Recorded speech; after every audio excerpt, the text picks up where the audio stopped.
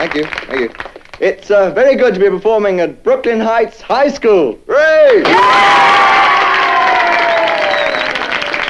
Coming here is just our way of saying thank you to the young lady who helped us get our first big break, Miss Patty Lane.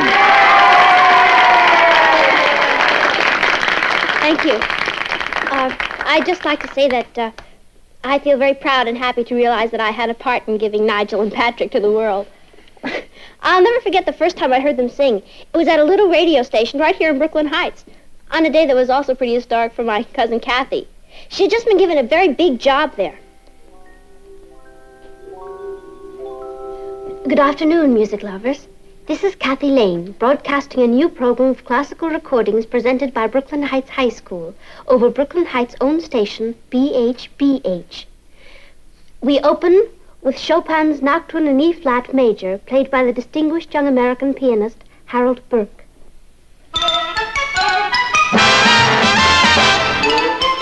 Meet Kathy, who's lived most everywhere, from Zanzibar to Berkeley Square. But Patty's only seen the sights a girl can see from Brooklyn Heights. What a crazy pair, but they're cousins, identical cousins all the way. One pair of matching bookends, different as night and day. Where Kathy adores a minuet, the ballet russe, and crepe Suzette. Our Patty loves to rock and roll, a hot dog makes her lose control. What a wild duet, still they're cousins, identical cousins, and you find they laugh alike, They walk alike, at times they even talk alike. You can lose your mind when cousins are two of a kind.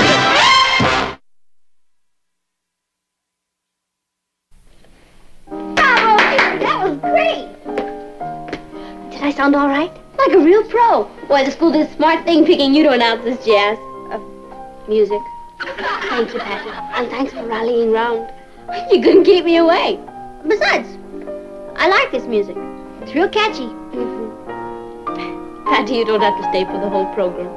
I want to, Kathy. I'm really beginning to get with it. But why don't you wait for me at the shake shop? Okay, cuz. But I really mean it. Now, who needs the 4 Beatles when you can have the 3 Bs? The 3 Bs, Patty? Sure. Bach, Beethoven, and... Bach, Beethoven... Lenny Bernstein? It's all right, Patty. 2 out of 3 is fine. Bye. See ya. The wildest! Thank you, love. Hi, I'm Patty Lane. Who are you? I'm Nigel. I'm Patrick. Nigel and Patrick. You must be British. How can she tell? After all, being subjects of Her Majesty the Queen, Blessed with a talent for entertaining, and in bad need of a haircut. naturally we came to America to seek our fortune. How come I've never heard of you? Who has? We're nobodies so far. But you've got so much talent. Yes. And rhythm. Yes. And what's more, you're kind of cute. Yes. Well, then what's holding you back? Connections. We haven't got any. That's terrible. The world needs you. We're available. And I know what you need. A manager. Right. Someone with drive, enthusiasm, and contact. Right. And I know just the person. Me. Why not? Well, no offense, love. I mean, you're a nice girl, but what can you do for us? True, I am a nobody, but, it just so happens that my father is Martin Lane, managing editor of the New York Chronicle. Blimey. Papa knows everybody. All he has to do is pick up the phone and you're on your way. What if he doesn't like our kind of music? How could he not like it? It can happen. First time my old man heard us sing, he threatened to kick me out of the house. Well, my father appreciates every kind of talent. And when he hears how great you are, he'll say... Mindless, monotonous drivel. How else describe the so-called music pouring out of our jukeboxes and into the ears of the youth of America? Hear, hear. Someone said, I don't care who writes the nation's laws if I can write its songs. We at the Chronicle wonder what kind of laws will be written by the generation that responds to this kind of music. That's powerful stuff, Martin. Well, it's high... Come in. Hi, Papa. Hello, Patty. Oh, excuse me. You know Mr. James. Yes, nice to see you again, Mr. James. Of course she does. Patty, what brings you to these parts? I was just down listening to Kathy announce her symphony program. I told you about Kathy's radio show. How was it? Oh, terrific. And then I ran into this wonderful new musical group. Musical group? What are they, a sort of string quartet? No, not exactly. Actually, there are just two of them. Oh, and they're really terrific, Papa. All they need is a break. Well, Martin, maybe we can get our concert editor to I was hoping maybe you could hear them, Papa. Why, I'd be glad to, honey. When could we set it up? Right now, they're outside. Well, Kathy isn't the only lover of fine music in your family. No, evidently some of Kathy's good taste is rubbed off on Patty. Here they are, Papa. Grow on you.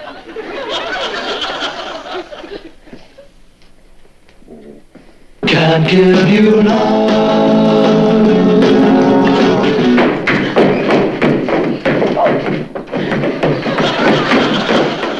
Can't give you love.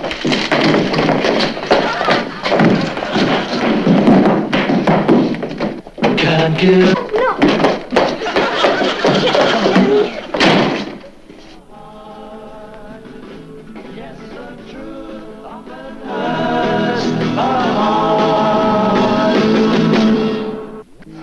Well, what do you think, Mr. Leonard? Dynamite.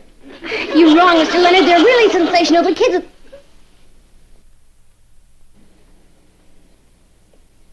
You mean you like them? What's not to like? They're sensational. You really mean it? From the heart. Well, you heard what he said. And to think you brought them to me, Danny Leonard, a hole-in-the-wall fly-by-night, a nobody. Mr. Leonard, you may be a hole-in-the-wall fly-by-night nobody. But we believe in you.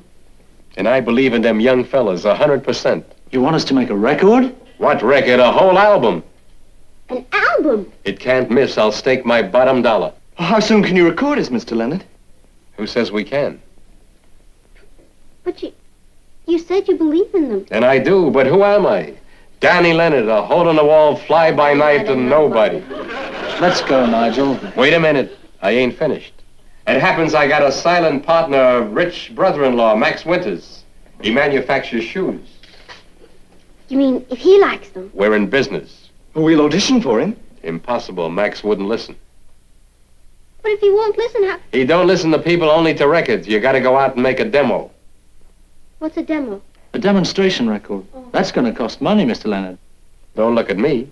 But you said you'd stake your bottom dollar. I already spent it. But if you fellas go out and make a demo, and Max likes it, we can go all the way. All the way. All the way. Thank you, Mr. Leonard. Thank you. Take one. Ross, would you tell Patty that... Oh, excuse me. That's okay, Kath. I'd like you to meet Nigel and Patrick, my cousin, Kathy Lane. Evening. How'd you do? How'd you do? Kathy's a disc jockey.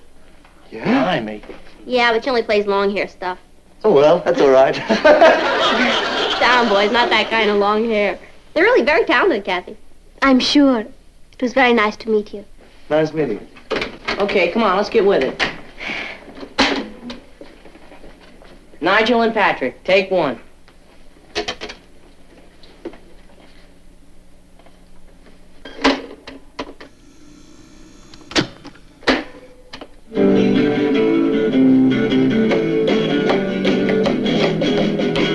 Can't give you love.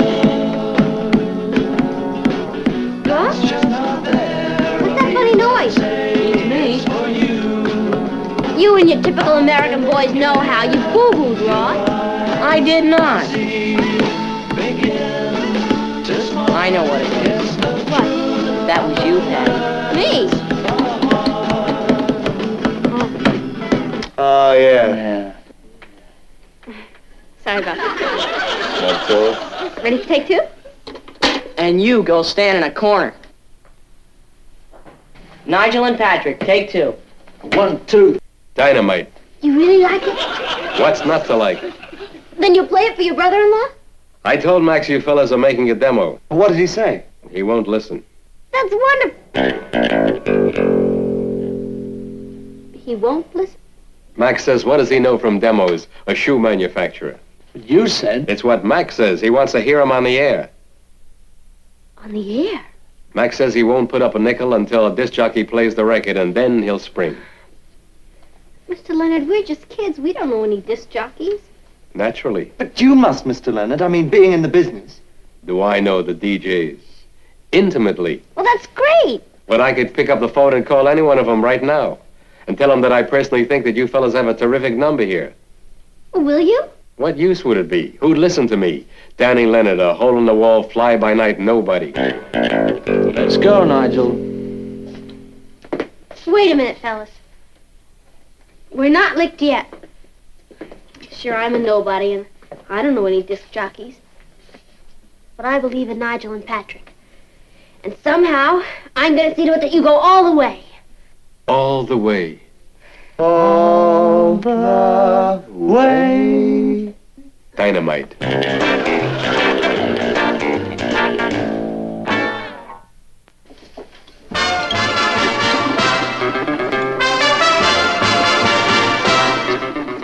Hi. Huh? Believe me, fellas, I tried. But... I went to every disc jockey in town. What? I told them how great you sing and how you really deserve a break. What? But they have a rule. They won't play anything that hasn't been recorded. But we can't get recorded until someone puts us on the air. Let's face it, fellas, we're dead. You think someplace in New York there'd be a disc jockey? Wonderful program for tomorrow. Brahms' second, Beethoven's fifth, and Chopin's Fantasy in F minor. Brahms, Beethoven, and Chopin. Why can't she give young blokes a chance? That's show business. What'd you say? Brahms, Beethoven, and Chopin. No, not you. I said, why can't she give young blokes a chance? Nigel and Patrick, you're not only talented and tall, you're geniuses. Kathy! Patty, for the 50th time I've told you it's impossible. But why, Kathy? It's such a small favor to ask. I told you why, because I only play the classics. But Nigel and Patrick are classic. Patty, you know I'd like to oblige you. Yeah, that's why I told Mr. Leonard to tune in tomorrow. Patty, he'll be listening with his brother-in-law, the silent partner money man. Well, I hope they like Tchaikovsky's Sixth, because that's what they'll be hearing. Oh, Kathy, the whole record takes only 3 minutes to play. Now, what are 3 minutes? Long enough to get me thrown off the air.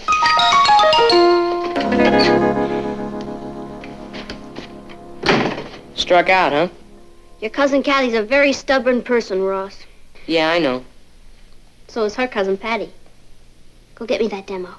But Kathy says she won't play it. That's her opinion. Go get the demo.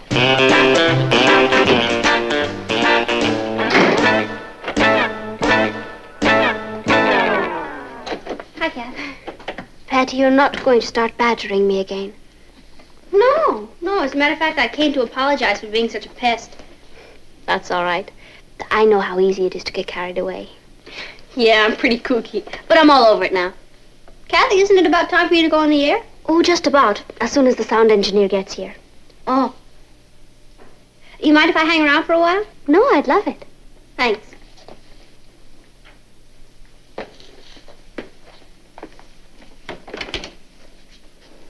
Oh, that's where you keep the records, huh? Yes. From Palestrina to Balterpiston. My. Boy, it's a pretty heavy door. Oh, it's like a bank vault in there. Once you close that door, you could shoot off a cannon and nobody would hear it. No kidding. What's your program today? Tchaikovsky and Grieg.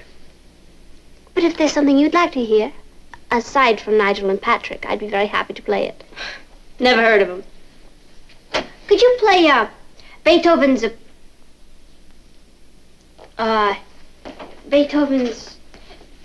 what? How about his first symphony? It's very melodic. Oh, great. All right, I'll get it.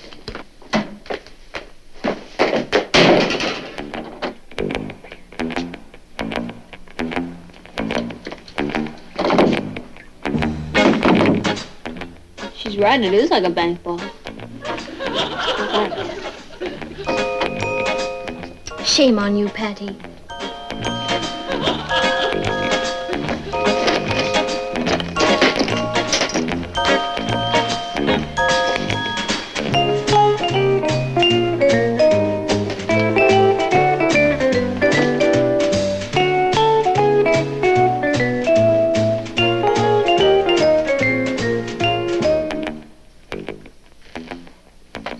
I shouldn't let her do this to me. But I will.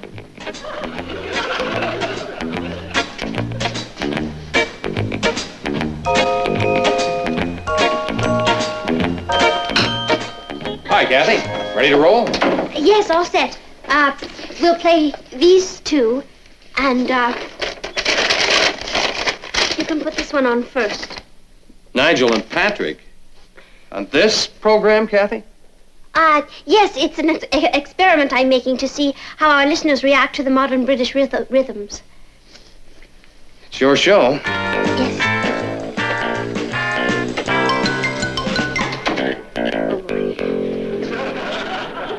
This is BHBH, the voice of Brooklyn Heights. Brooklyn Heights? I never heard of it. Sit back and listen, Max, and I promise you from the money we'll make with these two young fellas, your Walter will go to Harvard. That'll be the day. We now offer an hour of recorded music presented by Brooklyn Heights High School. A high school program. Danny, what are you doing to me? Take my word, Max, it's those high school kids who buy all the records today. That's right, Papa. Sheets of America. Pick Nations hits. God help America. Good afternoon, ladies and gentlemen. This is Kathy Lane. Kathy Lane? Who's she? Very big in Brooklyn, Max. The kids swear by her. We open our program this afternoon with a number by two young boys whom I predict will be number one in all our jukeboxes. You hear what she said, Max? Here are Nigel and Patrick singing Truth Often Hurts the Heart. Go, boys, go. Nobody of our brother-in-law! Wait a minute, Max. You're wrong. Look. Ooh, cool. Hey, man, dig that beat. He's flipping. He's nuts about him. You hear, Max? You hear? The youth of America has spoken.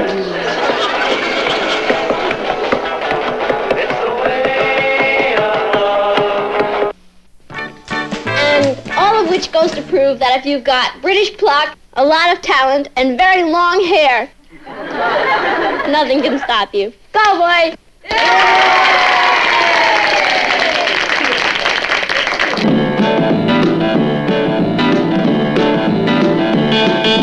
Loved you all the summer through. I thought I'd found my dream in you. For me, you were the one. But that was yesterday, and yesterday's gone.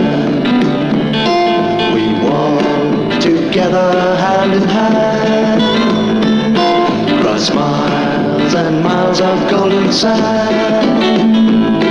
But now it's over and done, 'cause that was yesterday.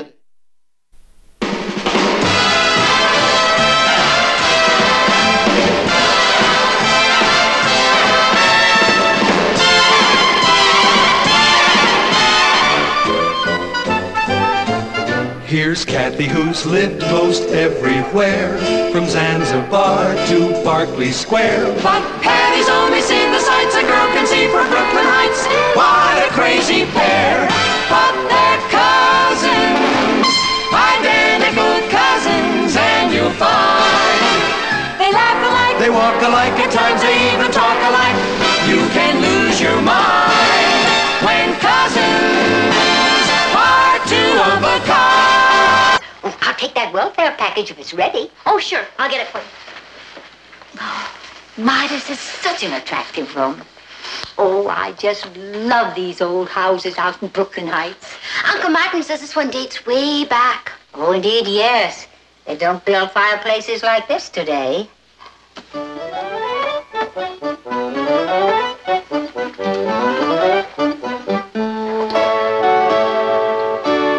Why, bless my heart. is it, Miss Tansy? This mantel. It's a solid mahogany. Is that good? Good? Why, it could very well mean that... Oh, Patty, I must take a look at your front door. The front door? What for? Well, I'd better not say till I've looked. Oh, why, this is so exciting. Oh, isn't that tea? I don't know. Miss Tansy is a bug about old houses. I believe she's a chairman of some historical society.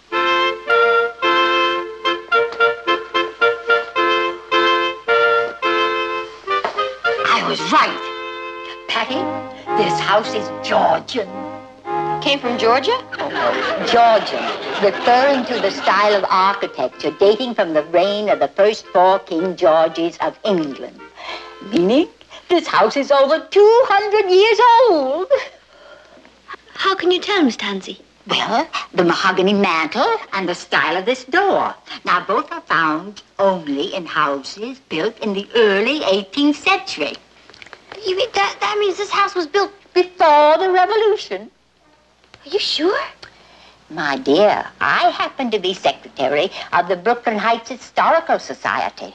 Oh, and I assure you, this house is a part of our country's historical heritage. Kind of gives me the shivers. What does? George Washington could have slept here.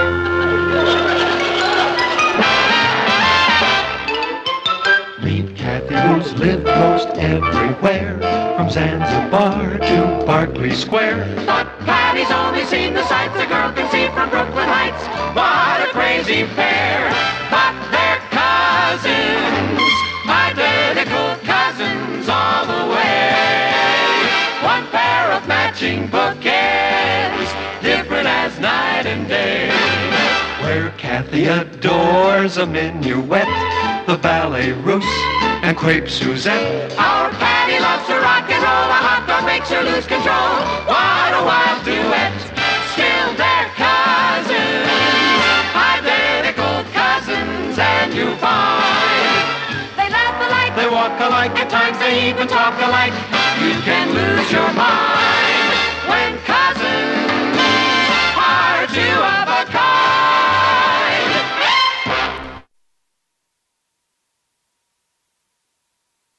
Imagine, Papa, our house was built by King George of England. Patty, Miss Tansy didn't say that. Well, anyway, during their reign, over 200 years ago. No wonder it's so hard to heat. Aren't you thrilled? Well, it's nice to know we live in a landmark. But when that fuel bill comes, I sometimes wish we had a nice split level from the reign of Eisenhower. Yes, the house is getting a little creaky, isn't it? Well, it's been so long since we've really done anything. I didn't say that. Well, yes, you did, darling, and you are so right. It's time we had the house really done. Well, maybe a little paint here and there. Oh, Martin, that's just patching. The house needs to be done over top to bottom. I like it the way it is. Bless you, son. You said it yourself, Martin. It's been ages since we spent any money on the place. And I learned to read my newspaper at breakfast. Besides, Papa, after what Miss Tansy told us, isn't it like our patriotic duty to keep the house looking nice? All right. What did you have in mind? Well, Gwen Butler knows this interior decorator, Dennis Latouche. She says he's French and utterly brilliant and dirt cheap. I like the last part. Forget it. Gwen says he'll come in and give us his advice absolutely free. Oh, sure. That's how designers make their living, by giving advice absolutely free. Oh, hello, Miss Tansy. Oh, yeah, of course. But couldn't you tell me over the phone? What now? Oh, okay. Kathy and I'll see you as soon as we finish breakfast. Bye. Kathy, Miss Tansy wants to see us as soon as we're finished. What for? It's about the house. She says we'll be absolutely thrilled. Let's hope she's found there's some gold in our cellar. I have a feeling I'll be needing it. This map confirms beyond a doubt that your house is the old Prescott place. Prescott? Who are they? Who are the Prescotts? Why, Patty, you're joking. Oh, yeah, of course. I thought maybe Kathy didn't know. I don't. Peasant. The Prescotts were one of the first families to settle in Brooklyn Heights. Adam Prescott built your house in 1720. Kathy, did you hear that? Wait. I'll save the best to last. In 1776, Adam Prescott's son Jonathan joined the Revolutionary Army of General Washington, leaving Prescott Manor. Prescott Manor? I live in Prescott Manor. In the care of his only daughter, Jane. Oh, here's a picture of her. Oh, she's beautiful. Yes, indeed. Jane Prescott refused to be evacuated from her home, even when the British forces under General Sir Alec Howell occupied Brooklyn Heights. She offered Prescott Manor to General Howell. Wait a minute. He was the enemy. Jane Prescott, having heard of the British commander's fondness for a pretty face and a shapely ankle, forgive me, girls, this part is a little racy. Oh, that's okay. Go ahead. It's all history. Contrived to be introduced to General Howell. He accepted her offer of Prescott Manor. But why would she do a thing like that? And during the several days he resided there, was much occupied in paying court to the beauteous Jane Prescott. Despite the urgent pleas of his staff to continue in pursuit of the scattered American forces. As a result, General Washington had time to reassemble his troops as a fighting unit. Oh, you mean she just pretended to like the general in order to save the country? Exactly. Then the revolution was practically won or lost in our parlor. What? Yes, in a way. Thanks a million, Miss Tansy. Come on, Cat. Come on, where? To tell Papa the news so he can put it in the Chronicle. Oh, Patty, it is a very interesting story. But all this happened about 200 years ago. For Pete's sake, do you always have to be so technical? Come on. Thanks a million, Miss Tansy. See ya. Well, there's no question, Patty, that is a fascinating historical footnote. Footnote, he calls it. Papa, our house practically saved the Union. I believe that was Abraham Lincoln, honey. Anyway, what did you want me to do? Spread it all over the front page so everybody will know we live on hallowed ground. That's hallowed, Patty. And I don't really think anybody but us Lanes would give a hoot. I disagree, Martin. It's a nice human interest feature. Now, J.A., you're a publisher. You know that a newspaper man isn't news unless he shoots somebody. I still say it rates a story. Well, you're the boss. Would you send Miller in, please? Hey, wait till the gang reads about this. Yes, it's rather a feather in the Lane cap. You know something?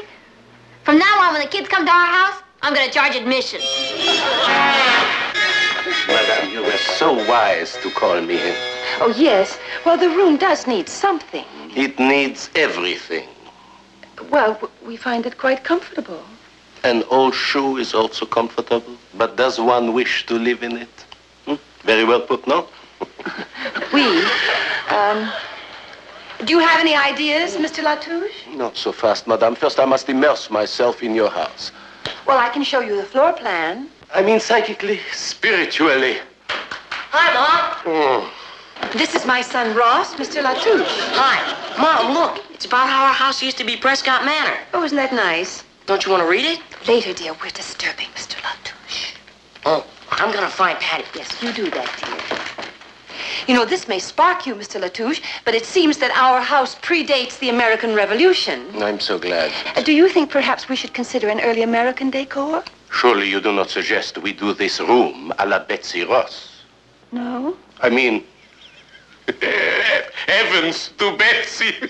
Very amusing. But why not? Sure, madame. In decor, a period is either in or out. And early American is out. But alas, not way out. That would be better? Natural more, because then it would be in again. At the moment, it is, how you Americans say, nowheresville. I see. But you can advise me what to do with the room. Mais oui. Oh, Mrs. Butler said that there would be no charge for advice. Certainly not. What do you suggest? I suggest that you engage me to suggest a suitable decor. Please do. I will. For this, my fee will be $500.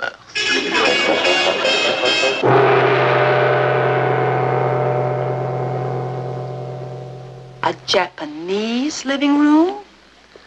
Madame, it will be magnifique. Well, I think it's very striking and very original. But a Japanese living room in an old colonial home? Madame, last summer, I turned the Pennsylvania Dutch barn into a Polynesian palace. Really? It was the showplace of Bucks County. Really? Until some uncultured person burnt it to the ground. Best place. Well, I do like it. But I'm wondering if my husband will. See, in some ways, Martin is really rather old-fashioned. So is this decor, early 12th century. Hello, Aunt Natalie. Hello. Hi, Mama. Hi. Holy moly! What's that? Well, this is Mr. Latouche's idea for the living room, dear. This living room? How so? Do you like it? Oh, it's very interesting, Aunt Natalie. Yeah, spooky. Oh, spooky nice, I mean. But is Papa's favorite chair going to fit in this? Buddha forbid. Oh. Well, it's a real ditty bop. Mom, Miss Tansy asked if some of the ladies could come over and see the house. Well, of course, dear. Oh, good. That's what I told her. Well, we're going upstairs. Goodbye. I mean,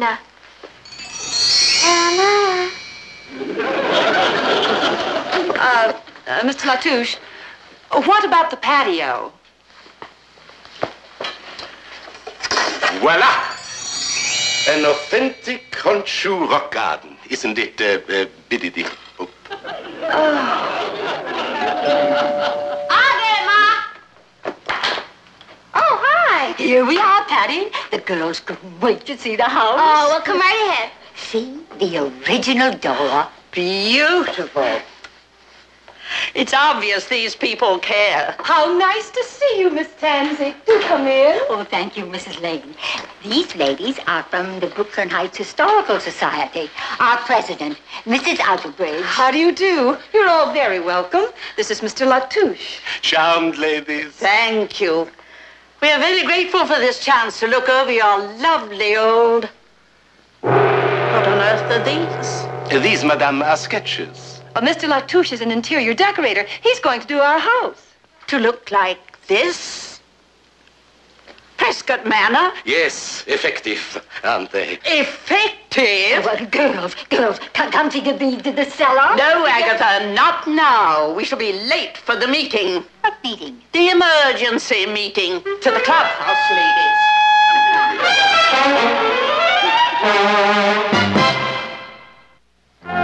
And so we urge every member of the community to support this drive to make historic old Prescott Manor into a National Historic Site. How about that? Great. Miss Tansy is sending over a petition for all of us to sign. And we will. And what's that phrase of Patrick Henry's? In letters large enough for George III to read without his glasses. Dad, exactly what will it mean, being a historic site? Oh, they'll put up a bronze plaque outside the house telling what happened here. Papa, maybe we should set aside a special day so that people can come and visit, like at Mount Vernon and Monticello. Well, I don't think we're going to be quite that historic. In any case, I don't want a lot of sightseers traipsing through here all the time. Now, don't worry, Nat. Historic or not, this place is ours, and nobody's going to take it away from us. This is our house, our own sturdy little castle.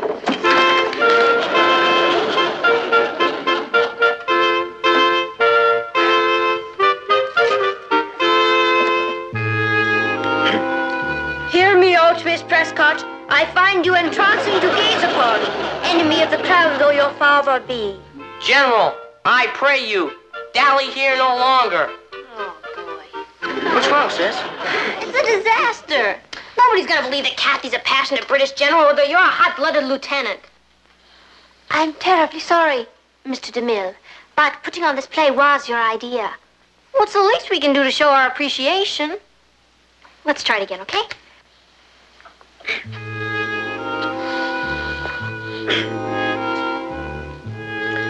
Hear me out, Miss Prescott. I find you entrancing to gaze upon, enemy of the crown though your father be. General! Kathy, how can a brilliant girl like you, who speaks 8 languages, be such a rank of an actress?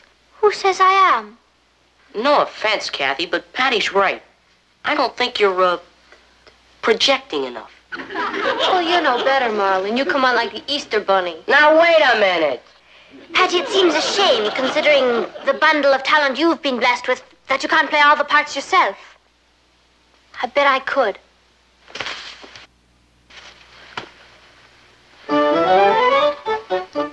Hear me out, Miss Prescott. I find you entrancing to gaze upon, enemy of the crown though your father be. General, I pray you, dally here no longer. You were saying, General? Miss Prescott. Nay, Sir Alec. Pray, call me Jane. General, a courier has just arrived with this message from the front. Excuse me. Zounds! The Yanks have done it! And what, General? Escaped across the Hudson. The blasted rebels will live to fight another day. Yes, indeed they will, General, until the last vile redcoat is driven from our shores. What are you saying, Jane?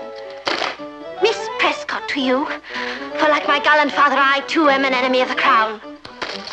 But dash it all, General, be gone! Oh, I'm terribly sorry, Miss Tansy. I didn't hear you come in. Are you okay? Yeah, the front door was open. I'm sorry. What are you children up to? Oh, we were just rehearsing a play. One I wrote. It's called Jane Prescott's Finest Hour. She means Patty Lane's. It's a surprise for the Ladies' Historical Society to show how much we appreciate what they're trying to do for our house. Oh, that's very thoughtful. Oh, Patty, is your mother in? I must see her. Oh, yeah, she's in Papa's study. Is it about the house? Well, yes, in a way. Oh, come on, I'll show you. Did I hurt you? So... Yes, right in here. Mom, Miss Tansy's here to see you. Well, hello, Miss Tansy. Well, I better get back to rehearsal. Boy, the cook needs a lot of work. Pardon me for dropping in like this. I'm delighted, Miss Tansy. I was just looking at these sketches. The sketches? Oh, yes. The new decor for the living room. Striking, aren't they? Oh, yes, indeed. But I don't see the fireplace. Oh, well, Mr. Latouche feels that we should brick it over. Brick it over? But it's an heirloom. Well, Mr. Latouche says that it doesn't fit with the samurai motif. Oh, he does.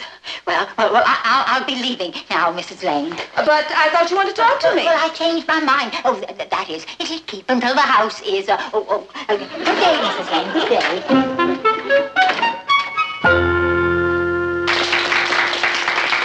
It is my pleasure now, ladies and gentlemen, to introduce to you our great and good friend, Chief of the Historic Sites Commission, the Honorable James Wiley. Thank you. Members of the Brooklyn Heights Historical Society, ladies and gentlemen, we have considered your petition to have Prescott Manor declared a National Historic Site. I am happy to announce that your request has been approved. Mr. Lane, will you come forward, please? Mr. Lane, I congratulate you on offering your house to the state. You're very welcome, sir. And I want you to know it marks you as a man of patriotism, of great generosity. Well, I wouldn't go so far as to say that. And I want you to know that we will be equally generous in fixing the compensation you will receive for your unselfish deed. Oh, well, I really don't expect any money, Mr. Wiley. And I assure you that as long as Prescott Manor stands, its doors will be open to you and your family to visit there free of charge. Well, that's visit? Free of charge? What are you talking about, Mr. Wiley? Ladies and gentlemen, America the Beautiful.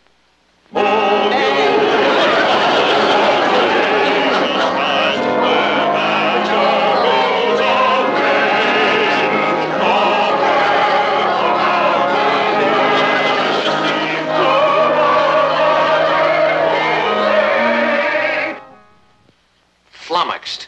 Sold down the river by a bunch of little old ladies in tennis shoes. Honey, I didn't see anyone wearing tennis. Oh, never mind what they wore. Where are we going to live now? Papa, can't you tell them we refuse to give up the house? How can I? I signed that petition. I thought you said they were just going to put a plaque outside. Well, that's the way it usually works. Who knew those old hens were scheming to throw us into the gutter? Will you see who that is, Rose? Probably some of the neighbors coming to congratulate us. Good evening, young man. Is your father home? Yes, sir. He's in the living room. Well, evening, folks. Good evening, Mr. Wiley. I brought the papers to sign. You people don't waste any time. You bet. Who knows? You folks might decide to change your mind. You mean we could? Well, now, nothing's official until you sign the papers. Now, here they are, Mr. Lane. This is the preliminary letter of agreement. The formal takeover comes later. Can't wait. We have great plans for this house, Mr. Lane. We're gonna fix it up just the way it looked in Adam Prescott's day. That'll please him. Yes, ma'am. When our antiques team gets through, you'll find it hard to believe that you ever lived here. Your sign here now, Mr. Lane. Right on that. There we are.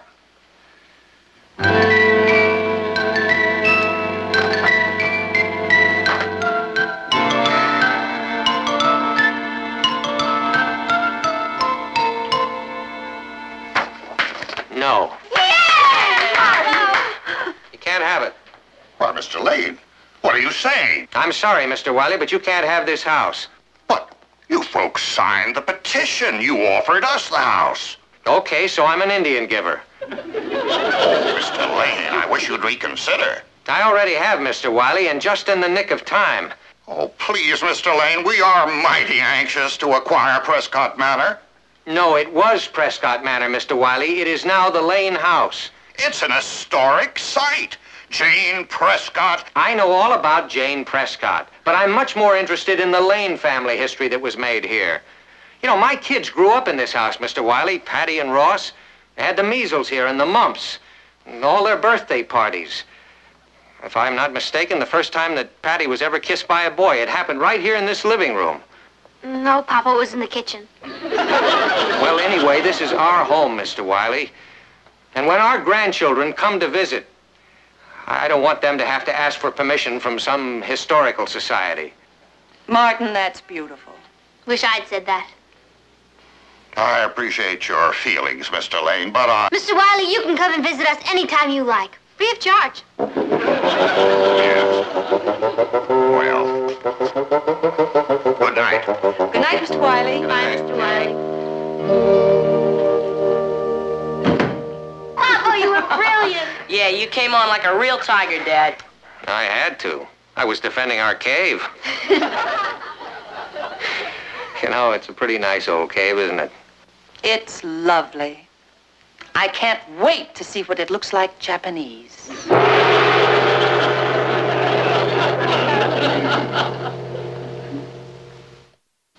Yes, Mr. Latouche, I'm sure $12,000 is very reasonable, but we've decided to keep the house the way it is. Oh, yes, I understand early Japanese is in, but as far as we're concerned, it's out. Au revoir, Mr. Latouche. I mean, adieu. Sayonara Japanese decor? Yes, darling. I think the Prescotts would approve. Yeah, well, I don't know about them, but I do. And so does my checkbook. Hey, if you kids want to ride, you better hurry up. I'm ready to leave. Be right down, Papa. Have a good day, dear. Don't worry, I will. Now that things are back to normal.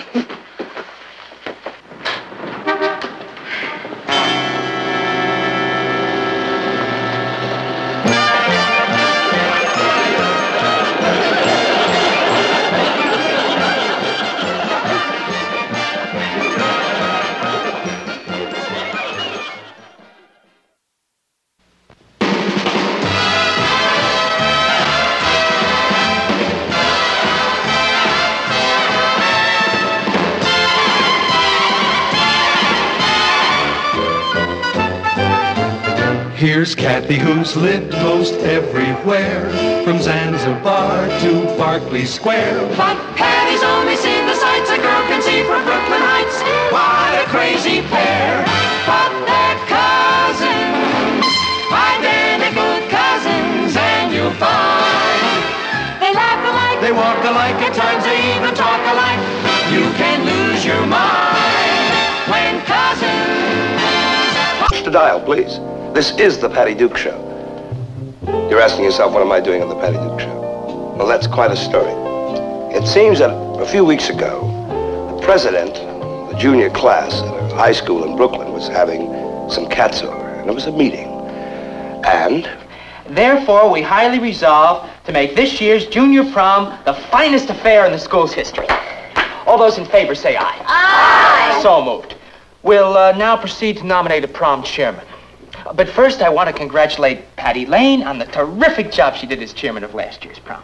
Thank you, Mr. President. The band was sensational. The refreshments delish. Just doing my part, George. What you did last year was tops, Patty. Which means this year we'll need an even bigger name. Won't be easy. We'll need one of the all-time greats of show business. At least. But where'll we find a prom chairman who can get us a star like that? Beats me. Kids, what are we waiting for? Why don't we renominate Patty Lane? Hey, yeah, why don't we renominate... No! I second the motion. All those in favor say aye. Aye! George, I can't do it again. Opposed? Me. Our motion is carried. Patty, the people have spoken. What have you got to say? Help.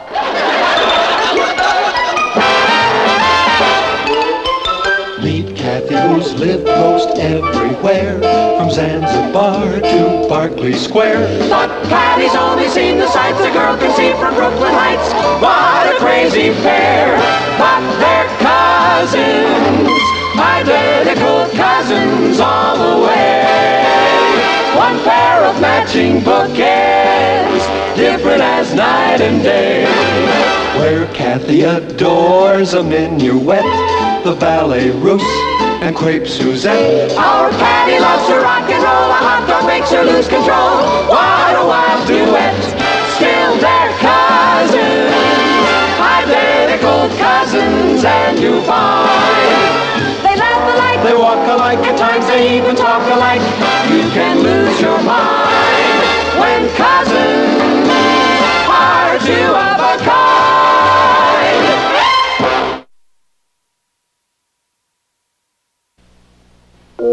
Oh, stop looking so glum, Patty. It's a compliment to you. Oh, yummy. But what do I do about it? Oh, you'll rise to the occasion. A girl with your energy and resourcefulness. And family connections. Papa, you're a big newspaper man. You're managing editor of the Chronicle. So, what would you say if your only daughter asked you to use your influence to... Just what I said last year. That's what I figured.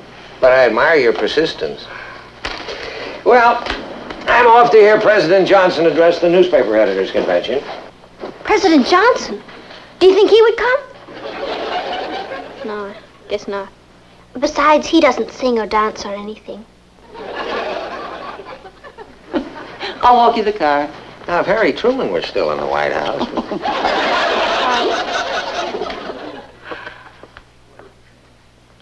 What am I going to do, Kath? I'm doomed. You'll come through, Patty. How? What am I supposed to do? Go to Hollywood and ring doorbells, fly over Times Square and say, "Hi, Broadway stars, I'm Patty Lane and I need help"? That's it. That's what, Patty? I think I've got it. You're going to fly over Times Square? Of course not. What do you think I am, some kind of a kook?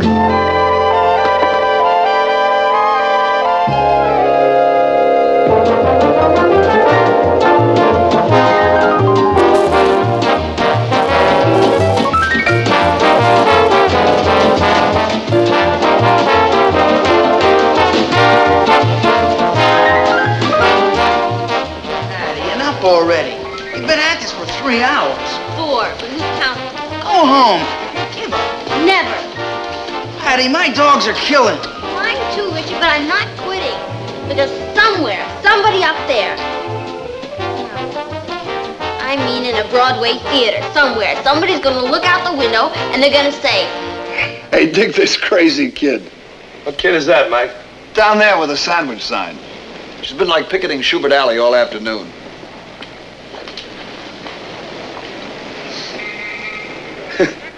My name's Patty Lane. Help. What's her problem? I asked her. She wants a Broadway star to come and entertain at some high school dance. In Brooklyn yet. So she puts on a sandwich sign. Good for her. You know what she's paying? What? $15. You're kidding. $15? She ought to be home learning her lessons. No. A very smart girl. She's got guts. 2 minutes, Mr. Davis. Come in, Big Daddy. You know something, Mike? When I was a kid, I used to pull nutty stunts like that just to get myself noticed. Yeah, sure. Listen, Sammy, about that recording date. Do me a favor. Go downstairs and get her and bring her up here, will you? Up here? What for? I've just decided. I'm going to that dance. Oh, come on, Sammy. You gonna play a benefit for a bunch of Bobby Soxers? Yeah, in Brooklyn, and for $15 yet. It's crazy, Sammy. Besides which, you can't afford to take the money. Add that 15 to what you're making already. You know what happens? No. You wind up in the 102% income tax bracket. You're on, Mr. Davis. I hear you. Just do me a favor. Bring her up here. I'll talk to her after the scene. You gotta be joking, Sammy. You know me, sweetheart. I never joke. Get her up here. Anything you say, baby. It's a very nice ad, Miss Lane. Oh, thank you. I wrote it myself. But have you any idea what we charge to run a full page? More than $8.35. That wouldn't pay for an ad this big. Besides, you'd be wasting your money. Why? Doesn't everybody in show business read Variety? We like to think so.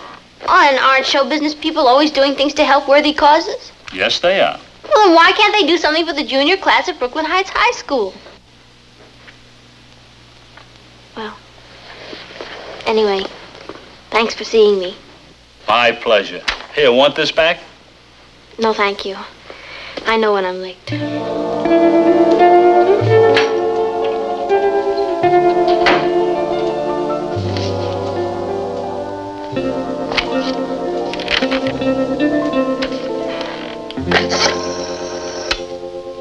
Jesse, come in my office. I got a story about a high school kid in Brooklyn. Yeah, I see Variety's got a story on that kid. What kid? Patty Lane. The girl with the sandwich sign. Hey, incidentally, how come she never came up here like I said? Oh, she took off before I could tell her. I bet. Sammy, baby, everybody knows you got a heart big as all outdoors. My job is to keep it indoors. Oh, bless you. You know, she tried to buy an ad for $8.35, a full-page ad in Variety. Well, that's what I call guts. She still hasn't got a star for her prom. Well, this time I'm going to see that she gets one. No, Sammy? Yes! No. Look, I happen to date kids who don't give up. Sammy, baby, you're doing 8 shows a week, plus recording dates and TV. Oh, I'm so busy. But I'm not that busy. Now, come on, give me the phone, please. What for?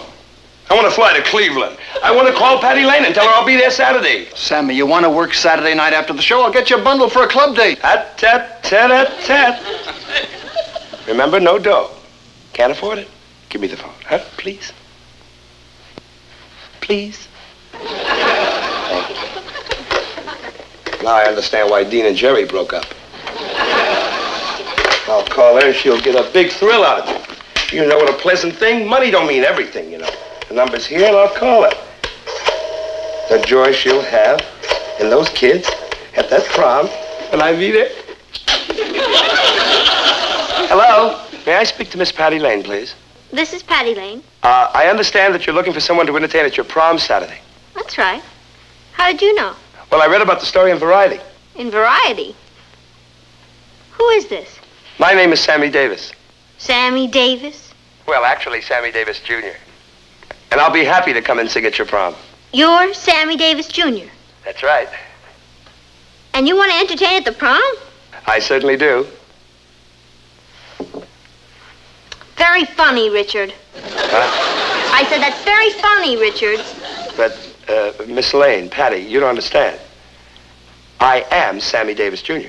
Yeah, and this is the Gabor sisters, all 3 of them. Look, please, Patty.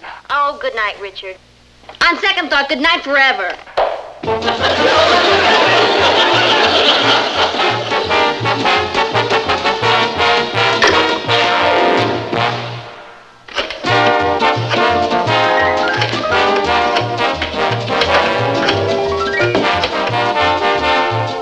So busy. Why don't you get off the phone already? Oh, Patty Lane. Who's Patty Lane? Sammy, baby, you're not still trying to get through to that nutty high school kid. Look, I'm a little nutty myself. Sammy, what's with you? All week long you've been dialing this number. It's like an obsession. Murph, would you get me a Coke, please? Mike, have you ever heard of Captain Ahab? Captain who? Captain Ahab. Ahab? Well, he was a famous captain in a famous story. And it seemed that he got bugged real bad about a certain Moby Dick. Moby Dick? You ever play Vegas? Moby Dick was a big, white, mean whale. See, and this Captain Ahab, he had it in for him. He couldn't sleep, he couldn't eat, he couldn't rest. The only thing he did was run around the ocean, looking for Moby Dick. And that's how I feel about getting Miss Patty Lane on the phone.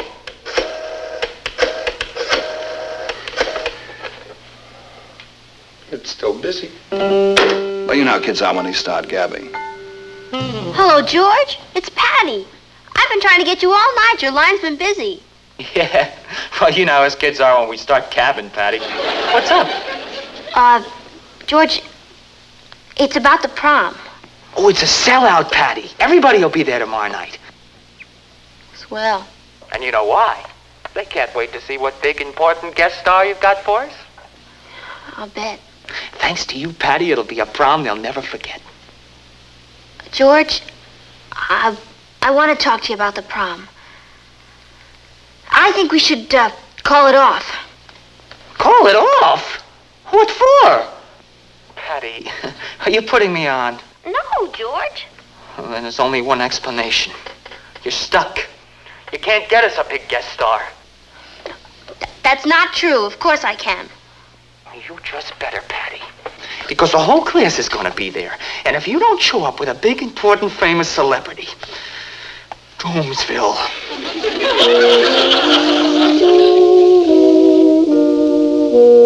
Good night.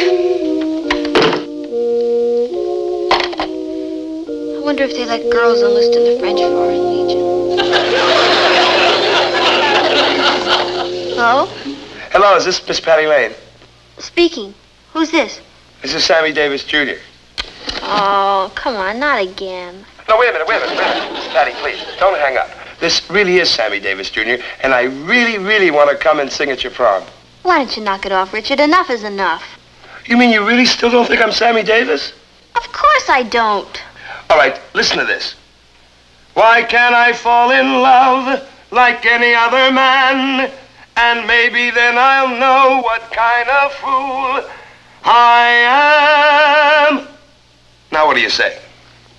That I have the exact same record. Of Sammy Davis singing that song.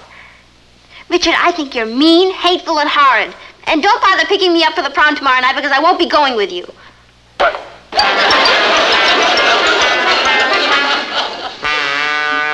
Patty, will you please stand still until I get this hem back in? Mom, what difference does it make? I'm not going. Of course you are, Patty. You look lovely.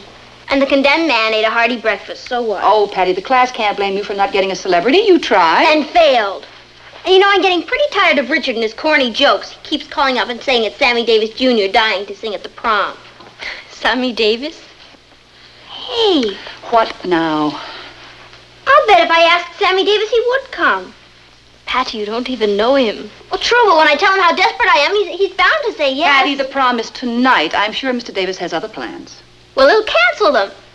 You know what they say, there's no people like show people. Honey, will you please stand still and stop dreaming? I've got to go. Go where? The Majestic Theater. Kathy, call Richard and tell him I'll see him at the prom. I'll be easy to recognize. I'll be the girl with Sammy Davis, Jr. Oh, hi, Papa. Bye, Papa. Where are you off to? A rendezvous with destiny. Hi, darling. Say, what's with Patty? Oh, she's got some kind of wild idea that she can persuade... I'll get it. Hello? Hello. May I speak to Miss Patty Lane, please? I'm sorry, she's out. This is her mother. May I ask who's calling? Yes, ma'am. This is Sammy Davis. Sammy Davis? The real Sammy Davis?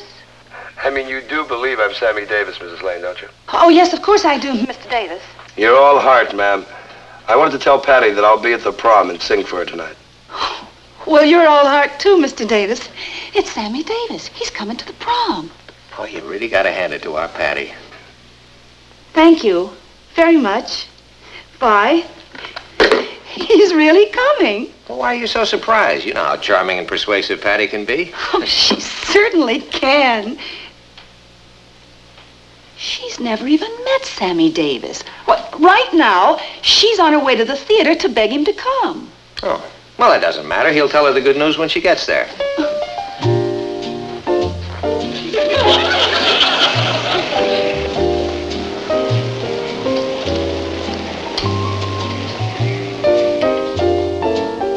Yes, young lady? Oh, hi. I'd like to see Mr. Sammy Davis, Jr. Sorry, curtains up. Mr. Davis don't see nobody during a performance. Oh, but this is very, very important. Come back after the show. That'll be too late, please, sir. You see, I have to... You see that sign up there? Yeah, it says no smoking. It says no visitors. Get. I said get.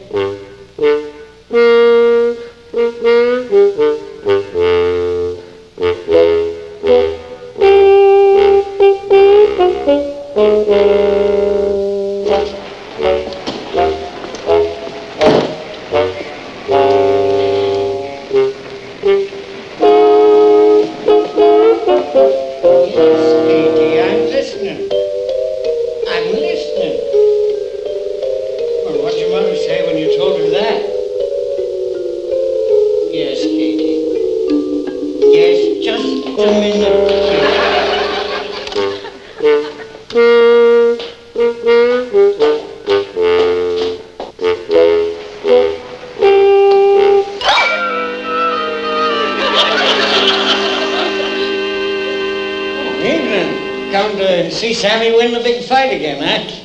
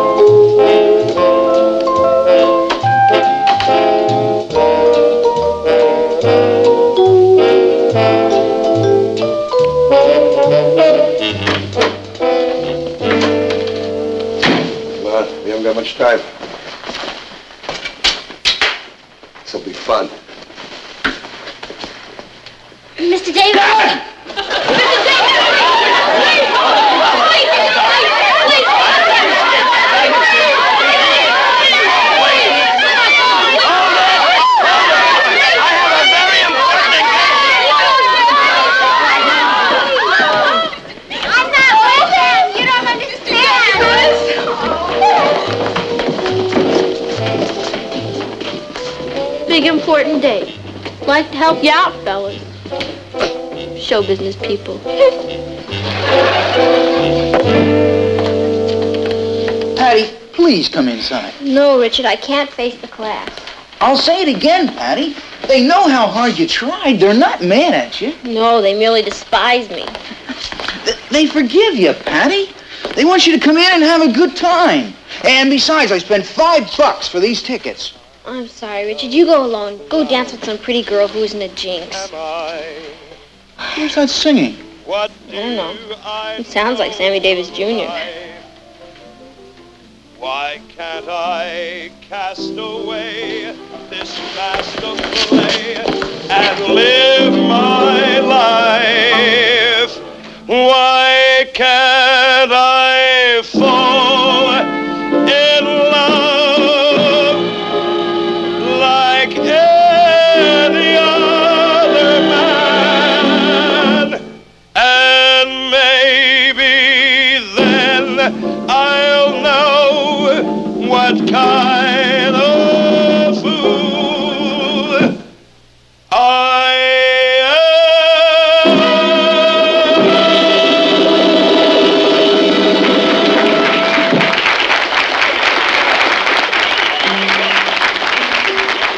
Thank you very much. You're marvelous. Gee, I never thought it'd be this much fun. See, I told you guys we'd have a ball. Thank you very much. Thank you. I would just like to explain to you guys and gals that as much fun as it is for me to be here tonight, all of my guys came along with me. George Rhodes, my conductor, all the guys that travel with me. So I thank them for coming. And we're going to do one song, because I'm sort of old, you see. But I like to do that kind of jazz, too, you know. So we do one song. Here's a tribute to Ray Charles. Oh. Oh. Good. That's marvelous. Well, I got a woman. She way over town. She good to me. Well, don't you know, yeah. Well, I got a woman. She living over town. Oh, Lord. She good to me. She my baby. Don't you understand? I'm a lover man. Well, I got a woman. She way over town. She good to me. Oh, yeah.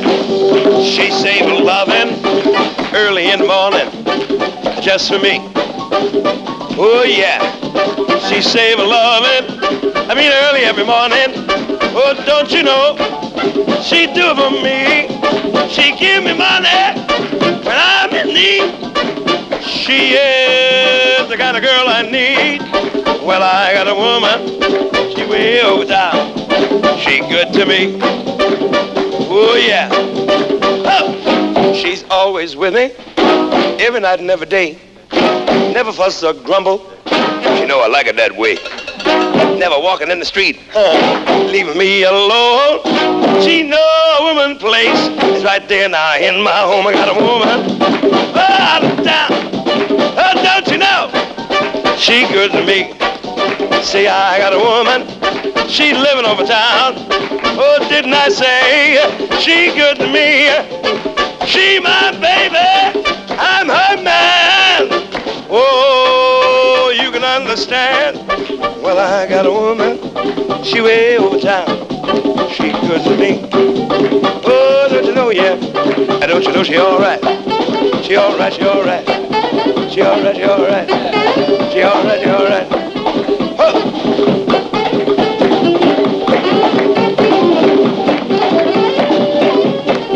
She all right, she all right. She all right, she all right. She all right, she all right. Oh, yeah. Whoa! Yeah!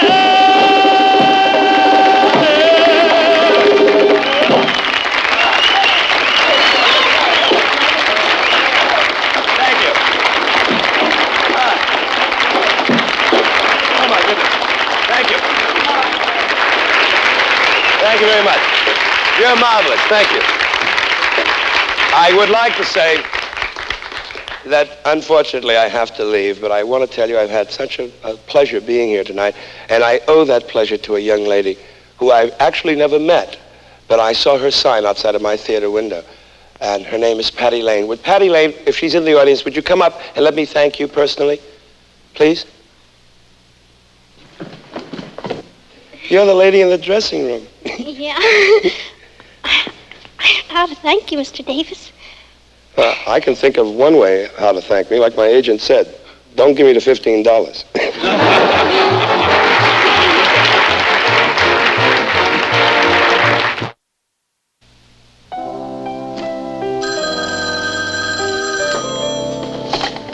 Hello?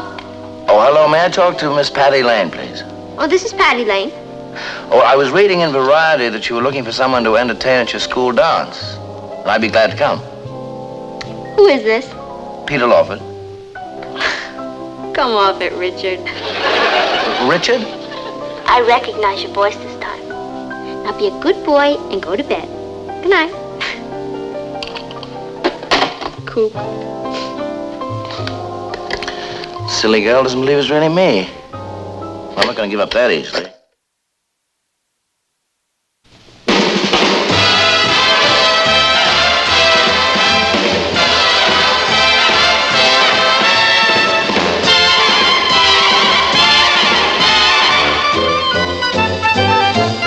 Here's Kathy, who's lived most everywhere, from Zanzibar to Berkeley Square. But Patty's only seen the sights a girl can see from Brooklyn Heights. What a crazy pair, but they're cousins, identical cousins, and you'll find They walk alike, at times they even talk alike. You can lose your mind when cousins are two. Fooled me. I just got my psychological aptitude test back, and you know where I rank? Just below the human race. I came in the top percentile. Congratulations. Thank you. Yeah. What's it mean? That means that I'm practically a genius. My aptitude test showed that I can do anything I put this great mind to. If I'm so brilliant, what are my children going to be? In trouble. Where's Kathy? I want to tell her the great news. She's upstairs with her guinea pigs. You mean they've been born? Yeah, the blessed event took place about an hour ago. That's great! Got to eat something. Hi, Kat. Hello, Patty. What do you think of them? Oh, they're beautiful. I can't believe it, Kathy. You predicted exactly what they were going to look like before they were even born. All I did was investigate the mother and father guinea pig's family history. Then, using a method that was discovered long ago by Gregor Mendel, I took an educated guess as to what the offspring should look like. It's simply the law of genetics. Kathy, this genetics bit, does it work with people, too? Of course. You mean I could predict what my children are going to be like before they're born? Not necessarily. Why not? Well, a lot of it depends on the man you select for your husband.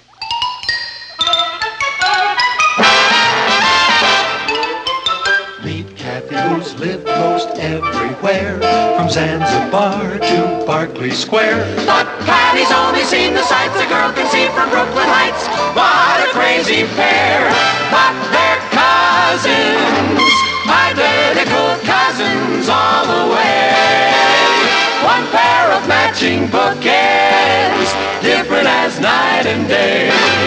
Where Kathy adores a minuet, the ballet russe, and crepe Suzette. Our Patty loves to rock and roll, a hot dog makes her lose control.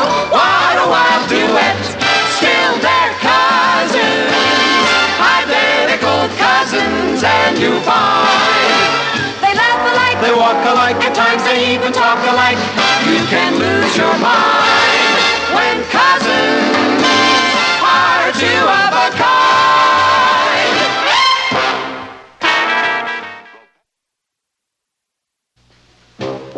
Now let me get this straight, Kat. You mean as great as I am, I could have terrible children? Not if you selected a man whose genes complemented yours. Oh, I see. Then what I need is someone tall, good-looking, dark hair, sense of humor. Doesn't every girl? This is for science. Gregor Mendel, move over.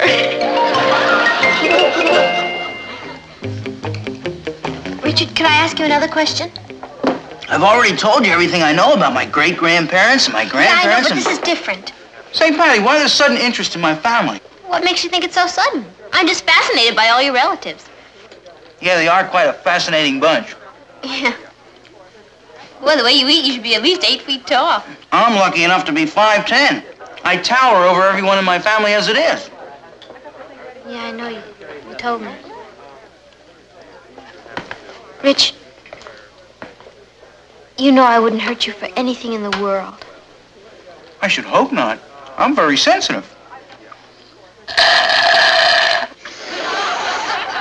What I'm trying to tell you is that Gregor Mendel wouldn't approve of you.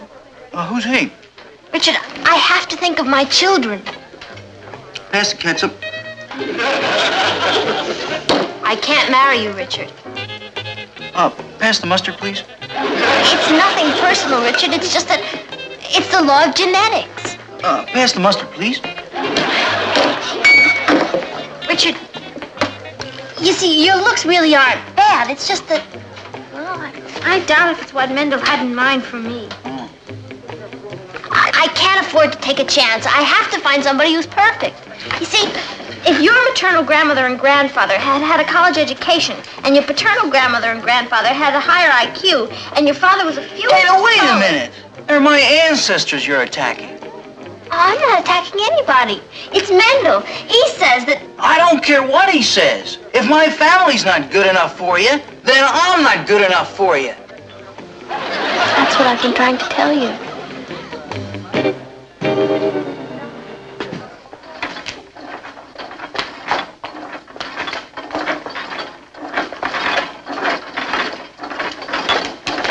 Oh, excuse me, are you Edward Donaldson?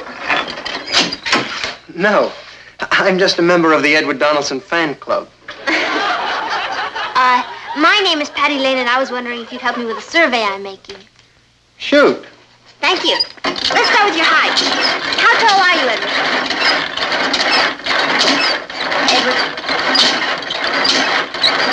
Edward! What now? How tall are you, please? 5'11 and a half. Perfect. In the morning. In the morning? A person's always taller when they first get up. Read that once in a comic book. You read comic books? Sure. Hey, did you see what happened to the mass surfer? Yeah. He just got washed out.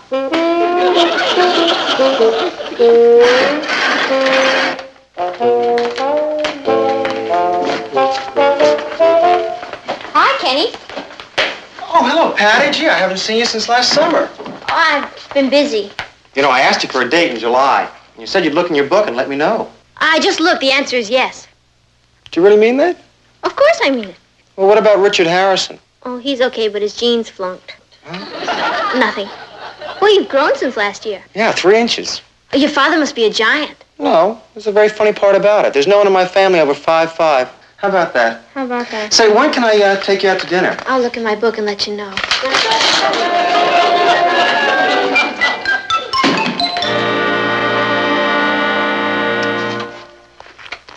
Patty, what are you doing? Who, me? What are you doing in that file?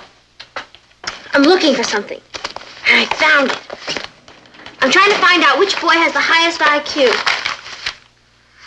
And you know who it is? Rodion Zablinski. Do you know him? No. Neither do I. But I'm going to. I can see him now. Tall. Romantic. Brilliant. Rodion, I love you. How's that sound? Like you're in trouble. Zablinski.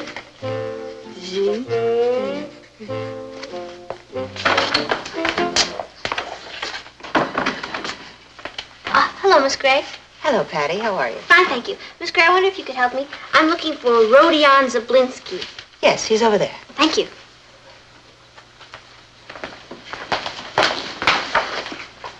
Hello there. Hello. You look just like I knew you would. I do? Yep. Tell me, Rodion, how... You're looking for Rodion. Hey, Ro. Yeah? Someone's looking for you. You're looking for me? Are you Rodion Zablinski? Yeah? Rodion, would you stand up, please?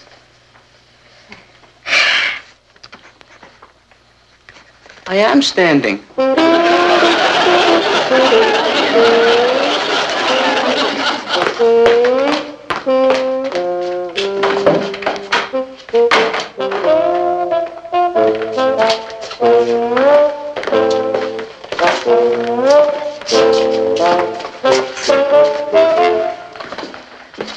Patty, I have to talk to you. Richard, please don't make it difficult. I told you it's all over between us. Yeah, but you didn't tell me why. Just trust me, Richard. It's bigger than both of us. I suppose you mean Kenny. Richard, everybody's looking at us. Oh, have you seen him? Have you seen him? He's coming down the hall. Seen who? Him! And your cousin Kathy's with him. Hello, Physiology 1. Hello.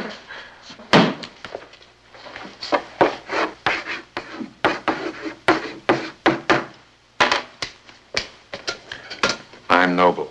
Now, that's a name, not a characteristic. It must be the material because my delivery isn't that good.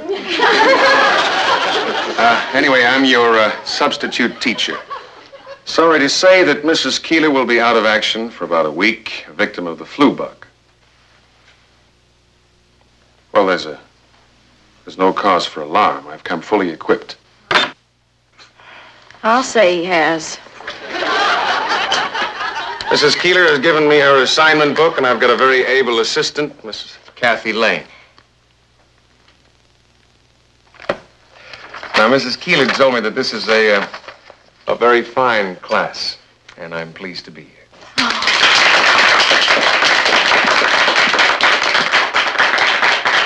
I'm sure we'll become very, very good friends. Don't say that again.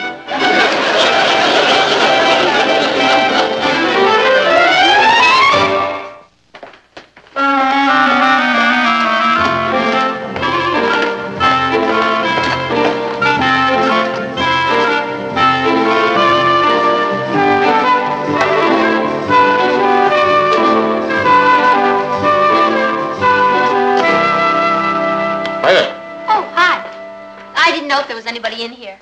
I was just having my lunch. Oh, well, if you're busy, I'll... No, hold on. Now, what can I do for you?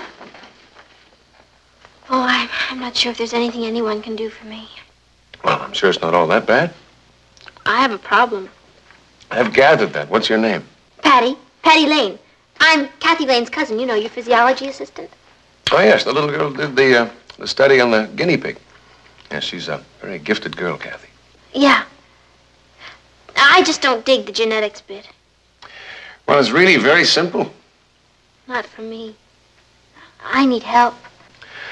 Well, you could always try studying a little harder. I hardly study now. I mean, I study hard now. I see. Do you take notes in class? Like crazy. Do you ask questions when you don't understand? Constantly. I've tried everything. Well, what about an extra credit report? That's it. Now, why didn't I think of that? I'll do a report just like Kathy's. And you and I can work on it together. Well, Kathy did a very difficult project. Oh, I know, but I'm very willing. And if I do a good job, it'll be sure to bring up my grades. And how can I miss with you helping me? Well, you certainly are very enthusiastic. Oh, you have no idea. All right. I can let you use Hilda, my pet rabbit. She should be a mother in about a week's time. Oh, really? Mm-hmm. Oh, well, I'll take very good care of her, Mr. Noble. Don't you worry. I'll treat her just as if she was ours. Well, I'll jot down some family background of hers for you. Oh, good. Thank you. I appreciate that very much. Yes, at least it'll help you out and give you a start. Now, Patty, feel free to check with me any time if you want any more information on this family background business, right? Oh, I will. I will. Thank you. Come on, Hilda.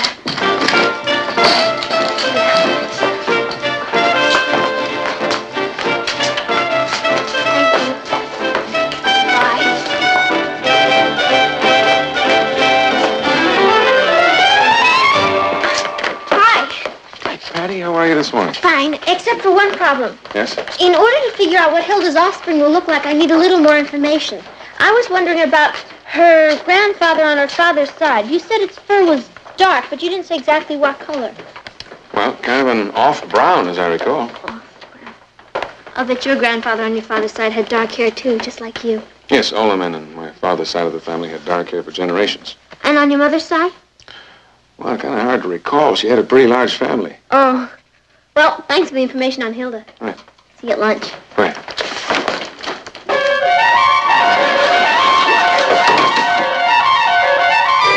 And Hilda's father has bright pink eyes. And so does your father. Have bright blue eyes. Yeah. What about your grandmother? What about her? What color eyes does she have? Patty, I fail to see the significance. Just curious. I've become fascinated by genetics. Oh, very glad to hear that. And it's all you're doing. Did your grandfather go to college?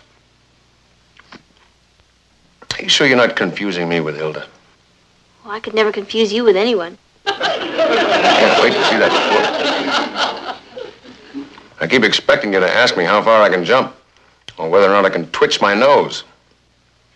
Can you? Eddie, I think you've enough information on Hilda. I suggest you go and finish your chart. Yes, sir. Patty, Yes? try to remember that figures can lie, and heredity predictions don't always turn out exactly. Not always, but this one will.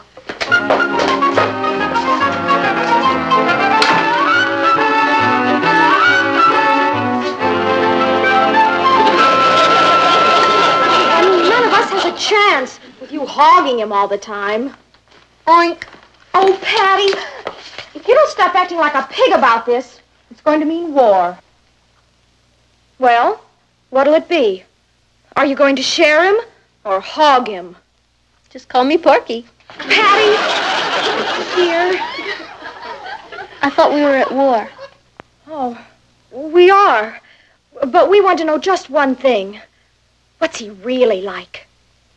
Well, if anyone knows Mr. Noble, you do. Mr. Noble is perfect. Absolutely perfect. You know something? What? Mr. Mendel would have loved him.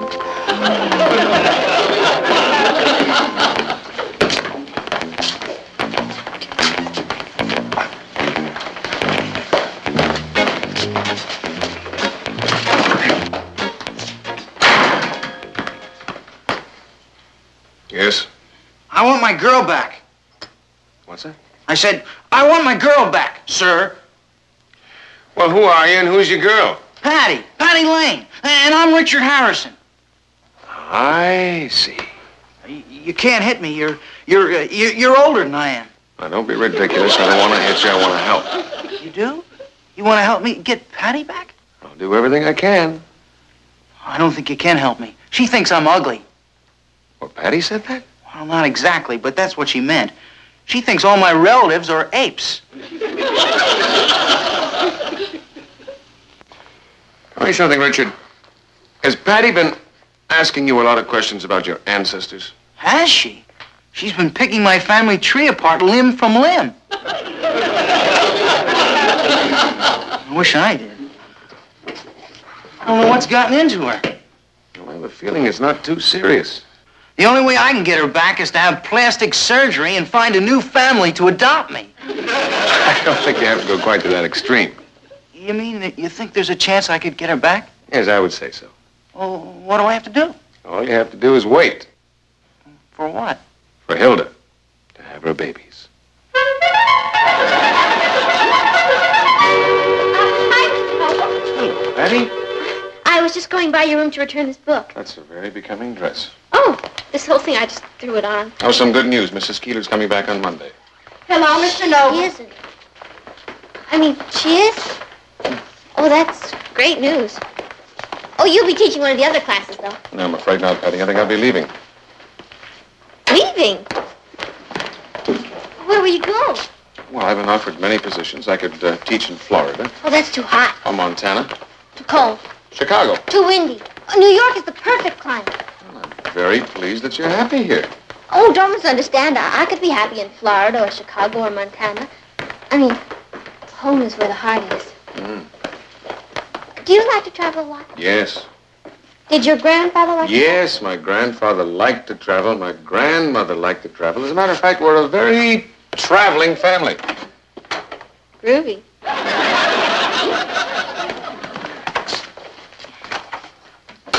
You wouldn't like to come to dinner tonight, would you? I'm afraid I can't, Patty. That's too bad. I think Hilda might have her babies tonight. Is she really? Oh, yeah. Well, I'll be there.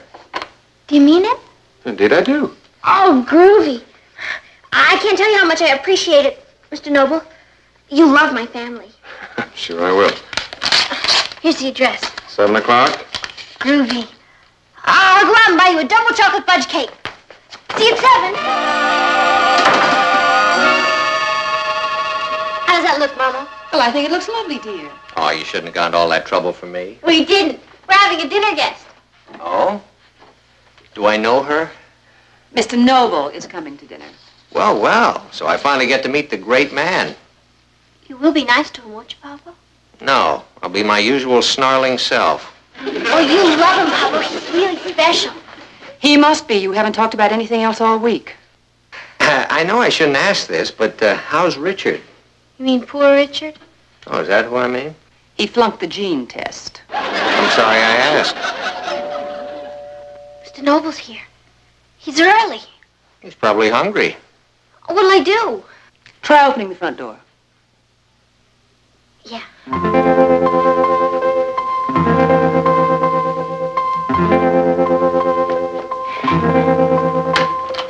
in. Boy, you're all hospitality, aren't you? Richard, what are you doing here? You just opened the door and said, come in. We have nothing to talk about. Yes, we do. I found out who Gregor Mendel is. So? So all your problems are over. Good. Then can we talk about it tomorrow? Oh, wait a minute. I'd like to talk about it now. You seem nervous. Me? Nervous? What have I got to be nervous about? Oh. That must be Alice. Richard, why don't you go out the back door? You're awful anxious to get rid of me, aren't you? No. Look, Rich, I'll make a deal with you. You go out the back door now, and I'll meet you tomorrow at the Shake Shop, and we'll really discuss it. Do you promise? Cross my heart. Okay. Tell Alice I said hello to him.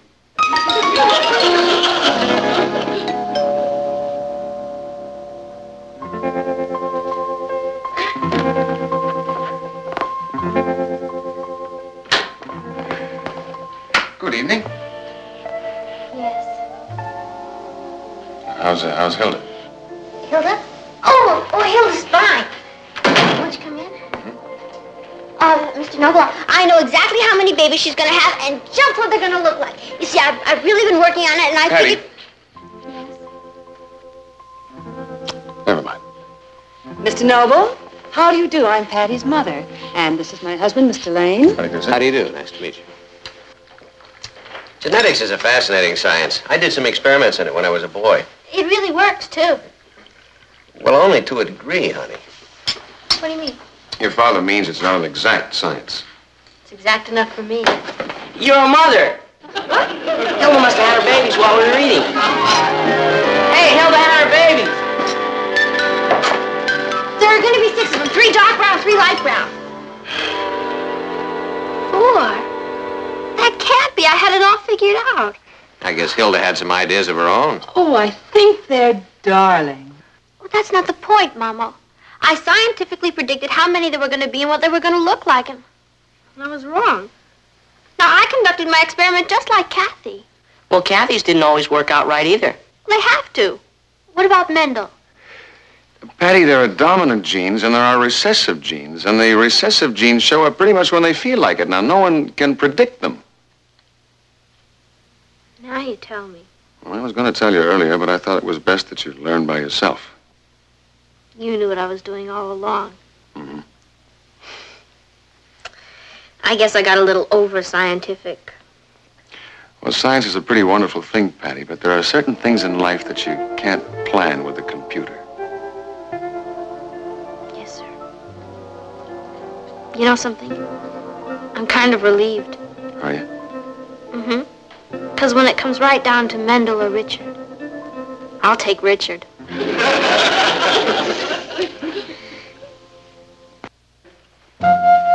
you later. Where are you going, dear? Richard's picking me up. We're going to the Shake Shop.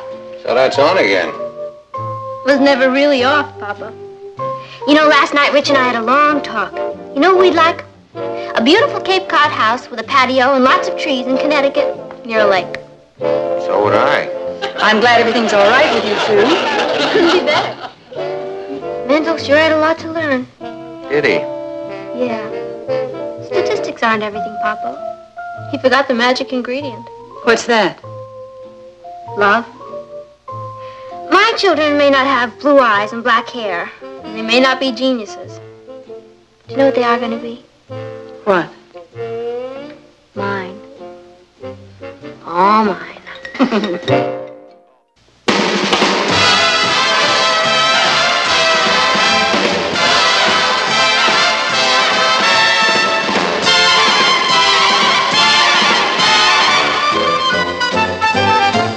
Here's Kathy, who's lived most everywhere, from Zanzibar to Berkeley Square. But Patty's only seen the sights a girl can see from What a crazy pair.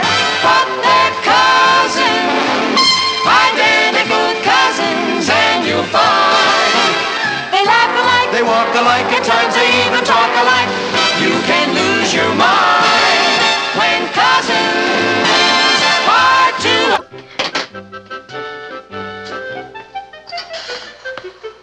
How does it look? It looks like I'm gonna kill him. What? My brother, the monster, put a live frog in my bed. Have you ever had a frog crawl all over your bare feet? Oh, Patty, don't take it so seriously. It was only a practical joke. It wasn't a funny frog.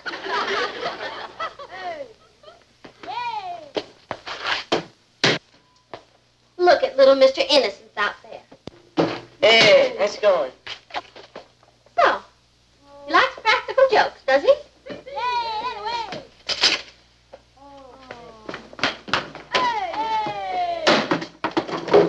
What are you doing? Just using a little good old American know-how.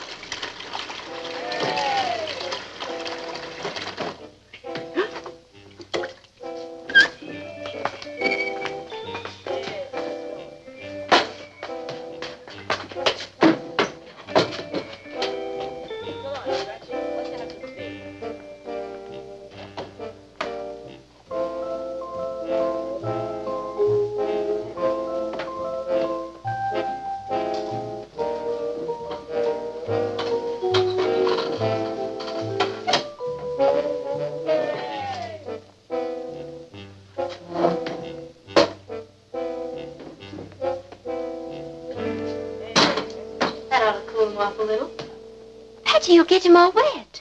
He's already all wet, Kathy. This'll teach him not to put live frogs in my bed. Ross! What do you want? Kathy made some cookies. Come on in and get them. Okay. Come on, gang. Ross, why don't you get it and bring it out to them? All right.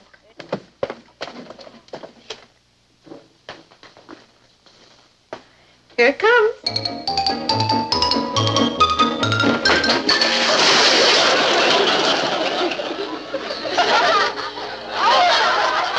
Home.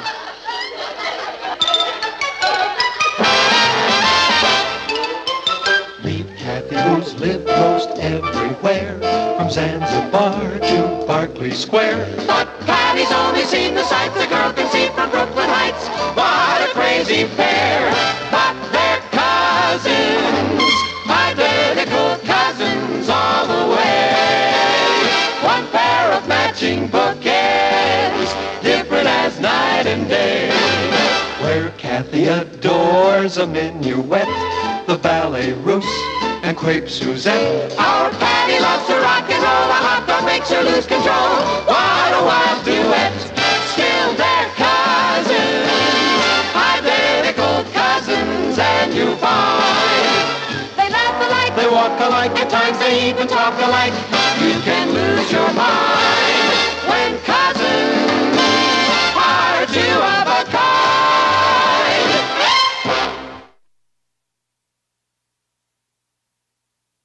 In a way, it was my fault, Martin. I told her to do it. You told her to dump a bucket of water on my head? I told her to defend herself. She was out to get Ross. She had no idea you were going to walk through that door. That's beside the point. You know, a Swiss finishing school would do wonders for that girl. Oh, Martin. Well, it'll only be for 4 or 5 years. She could come and visit us for an hour or two every Christmas. It's a terrible thing to say, but it was really very funny.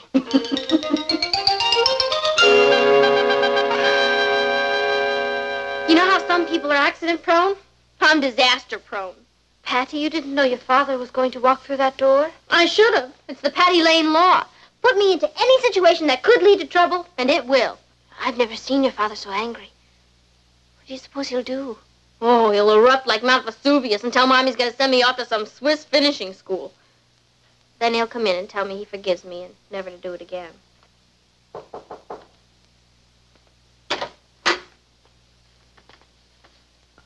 Papa, I'd like to say I'm sorry. That booby trap wasn't meant for you. Yeah, I know it wasn't, Patty. I'm sorry I got so angry. Just that when I came through the door, I wasn't expecting to be hit by a pail of water. I was as surprised as you were. We were all pretty shocked, Uncle Martin. Well, I'm going to forget about it this time. I just don't want anything like this ever to happen again. No, sir, it won't. Excuse me.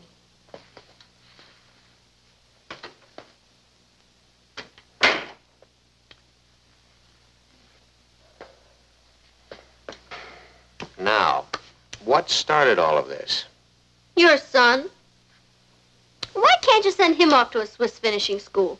Someplace where they have lots of avalanches. Patty, I am not going to have you and Ross feuding. Oh, we're not feuding, Papa. He put a live frog in my bed, and I'm just going to get even with him. Once I'm even with him, peace. Now, that's only fair, isn't it?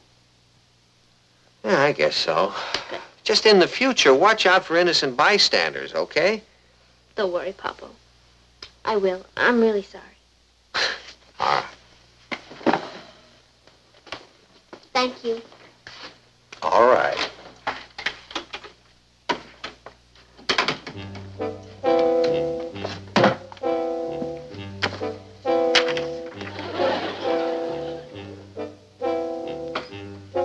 Gee, sis, is it true that you threw a bucket of water at your own father?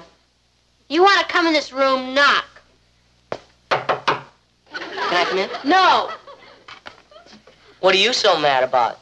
I'm mad because I'm not an only child. I'll say one thing for me. The folks sure made a great comeback after having you. Out. Not until I get my frog back. So, you admit you put him in my bed? I did not. He escaped from my room. Oh, come on, Ross. What do I look like? You look a lot like my frog. I'll get back at you. We'll see who gets even with who. Whom?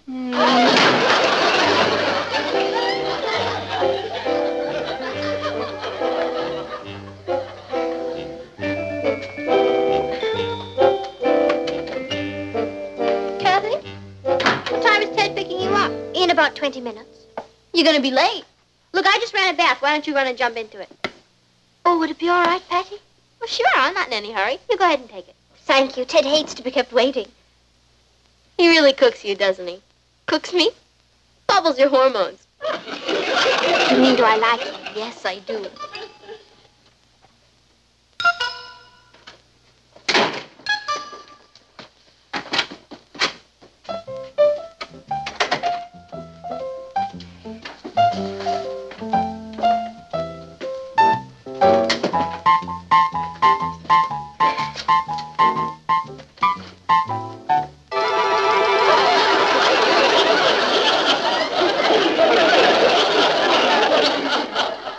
That's why Patty insisted I have her bath.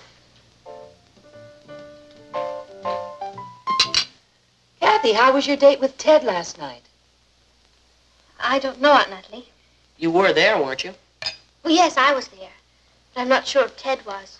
You see, he hates to be kept waiting, and I was an hour late for my date. Well, you gotta admit, that was pretty funny. A whole bathtub full of gelatin. Oh, you think so? Well, come on, you don't think I did it. Ross did it.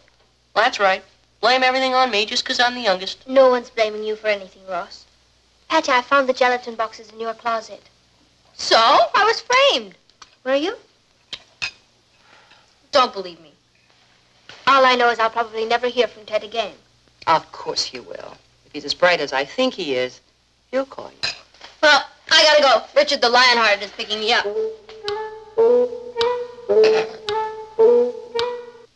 What's so funny? Nothing.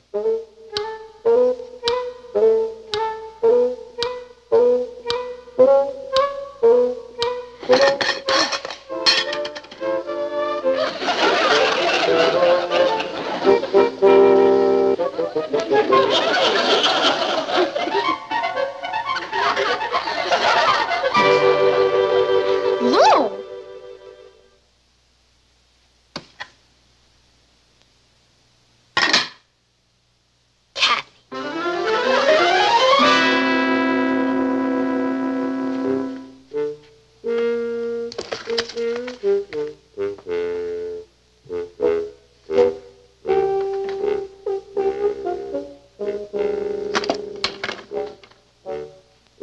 Anybody home?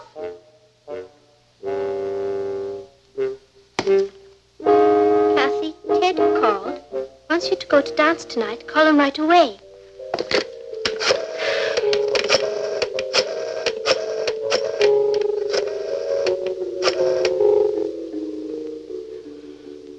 Hello, Ted. Ted, I'd love to go to the dance with you tonight. What time should I be ready? It's Kathy. You already have a date for the dance? Didn't you just call me? You didn't. Oh, I see. I'm sorry to have bothered you. Goodbye.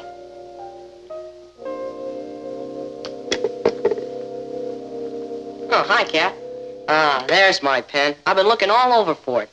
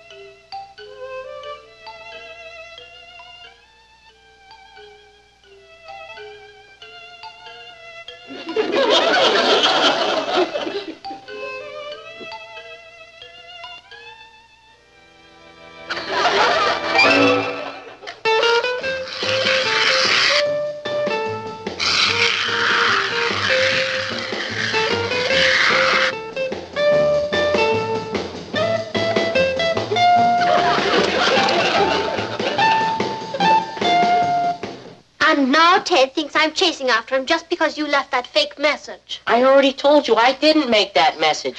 And how about you sewing all my socks together? It took me all morning to get them untangled. Good. Look at you two quarreling like that. You ought to be ashamed of yourselves.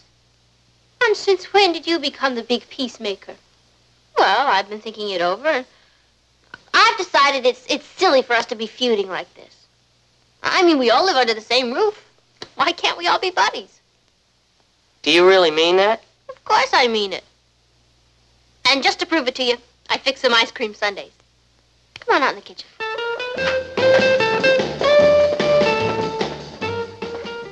Hey, look at these. The girls must have made them. I've got to make some more. Come on. Well, they do look wonderful, don't they? Yeah.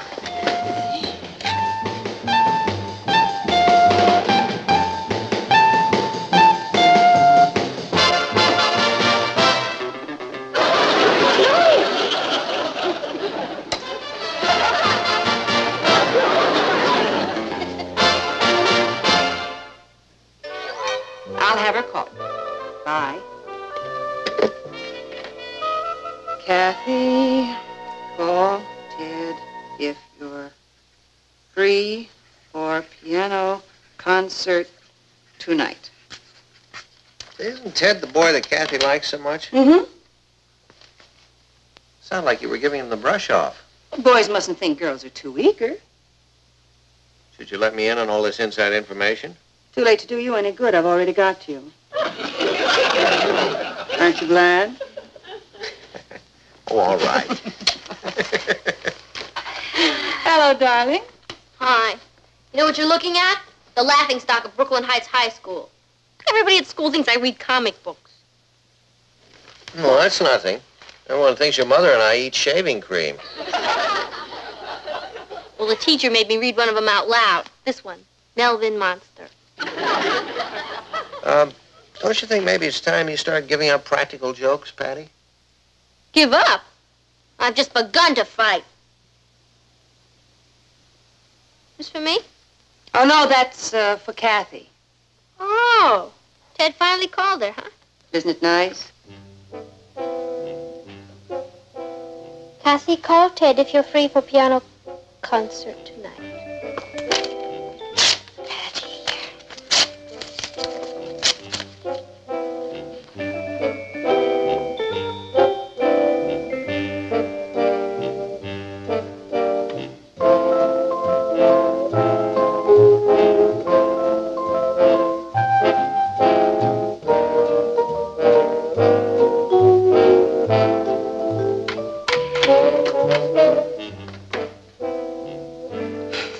What's the matter?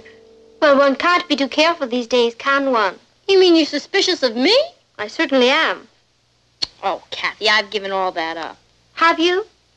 What about that phony message from Ted I just found downstairs? Phony message? You mean you didn't call him back? I can't call him back because he never called me. Yes, he did, Kathy. You've got to call him. And invite myself to a piano recital with him? No, thank you. Kathy, you're wrong, and I'm going to prove it to you. What are you doing? Saving you from your suspicious self. Patty. Hello, Ted. Hi, this is Patty. Ted, did you just call Kathy? Yeah, she's here. Hold on a minute. Hello. Yes, Ted. I did get your message, but I just got in. Yes, I'd love to go to the piano recital with you tonight. Fine. I'll see you at 8 then. Does anyone want to apologize to anyone? I certainly do. Thank you, Patty. That's okay. I just want you to know that I'm not the kind of a person who bears a grudge. A grudge? For filling my briefcase with all those comic books? Did you think I did that? Oh, no. I thought Melvin Monster did it. Patty, I did not put them there. That's okay, Kath. Let's let bygones be bygones. You have a nice time with Ted tonight. Maybe after the piano recital you'd like to bring him back here and impress him with some of your piano playing. I just might do that. Good.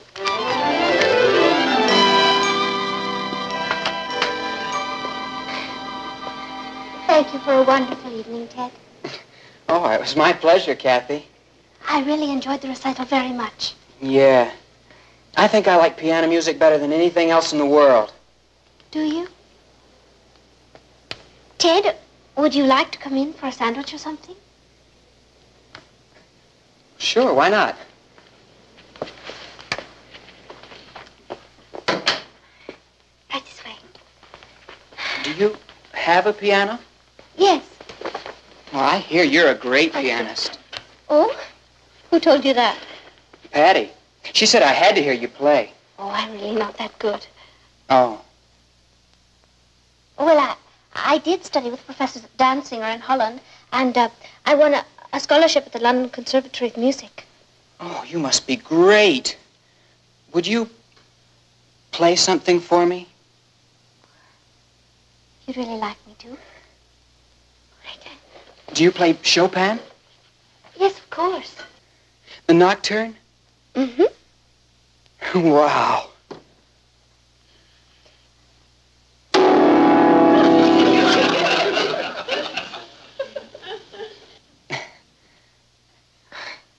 Excuse me.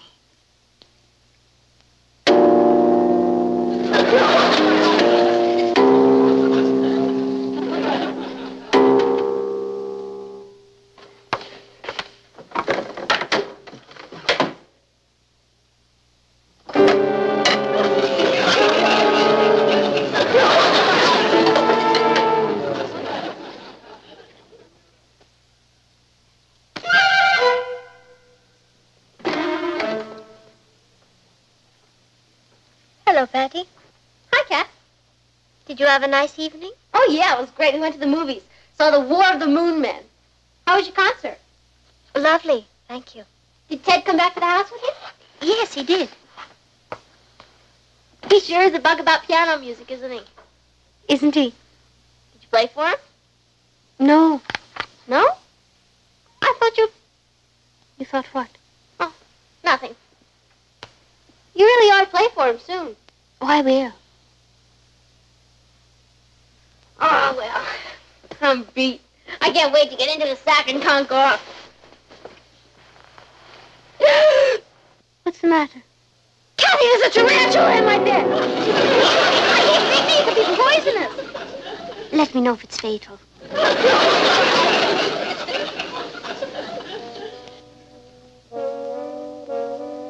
You played for him.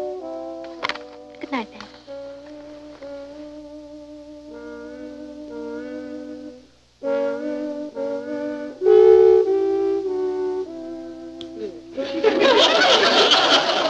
It's down into the middle of Central Park. Nice little green man gets out. Kathy, could I see you a minute, please?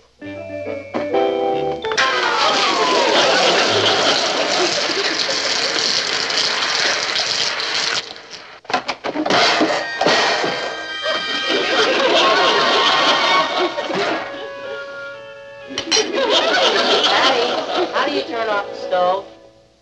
Can't that kid do anything himself? I'll help him. Thanks, Kath.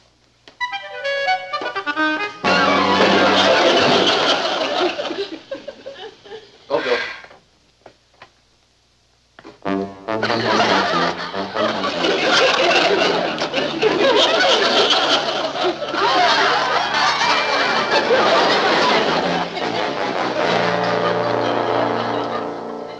I didn't stop you earlier because I assumed you were all mature enough to behave in a responsible fashion and solve your own problems. Well, I was obviously mistaken. Now, I don't know where you got the impression that this house was the set for a Mack Sennett comedy, but I want to correct that notion right now.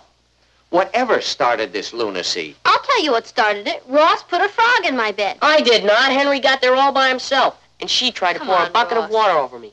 Her only brother. Have you ever tried to empty a bathtub full of gelatin? It took me over an hour. It's better than cleaning your face with glue or drinking goldfish. Or eating shaving cream? I'm sorry about that. But what about those comic books? I'm sorry about that. You? We were trying to fight fire with fire.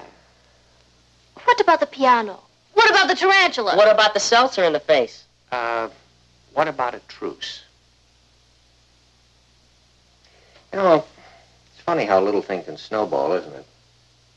Somebody misunderstands an action or a word, and instead of sitting down and discussing it, they attack. We'd all be a lot better off in this world if we'd try to work things out with one another instead of blasting away with dynamite or something bigger. I'm sorry, Uncle Martin. I behaved very badly. Not as bad as I did. I was worse than both of you put together. I'm sorry, Ross. I apologize. That's okay. We had a lot of fun. Yeah. Well, all's well that ends well, I always say. You know what I always say? What? There will be no television, movies, or dating for the next week. And that goes for all of you. But, Papa, I have a date with Richard tonight. Well, I don't think Richard will be going out either.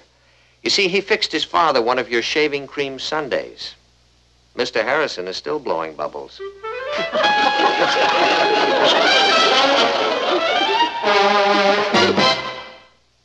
Henry! Henry! Come here, boy.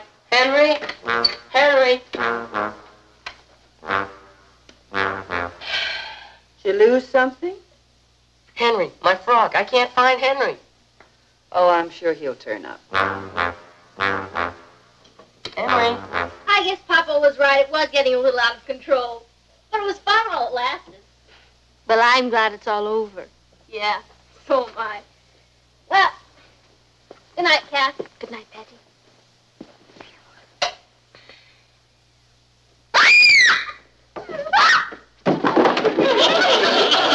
What's the matter?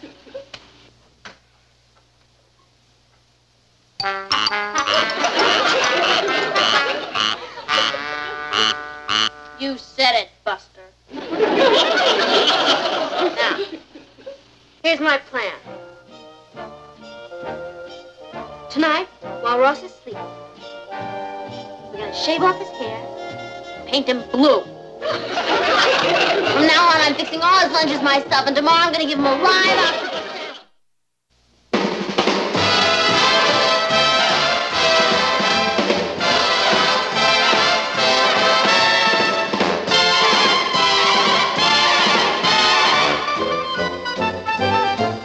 Here's Kathy, who's lived most everywhere, from Zanzibar to Berkeley Square. But Patty's only seen the sights a girl can see from Brooklyn Heights. What a crazy pair, but they're cousins, identical cousins, and you'll find they laugh alike, They walk alike, at times they even talk alike. You can lose your mind.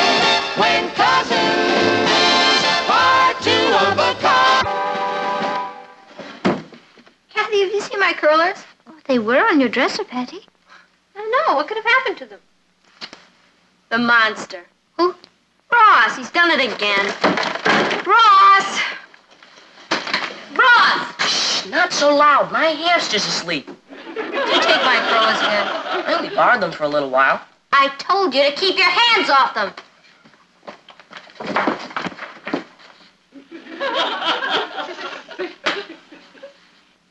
Oh, damn monster!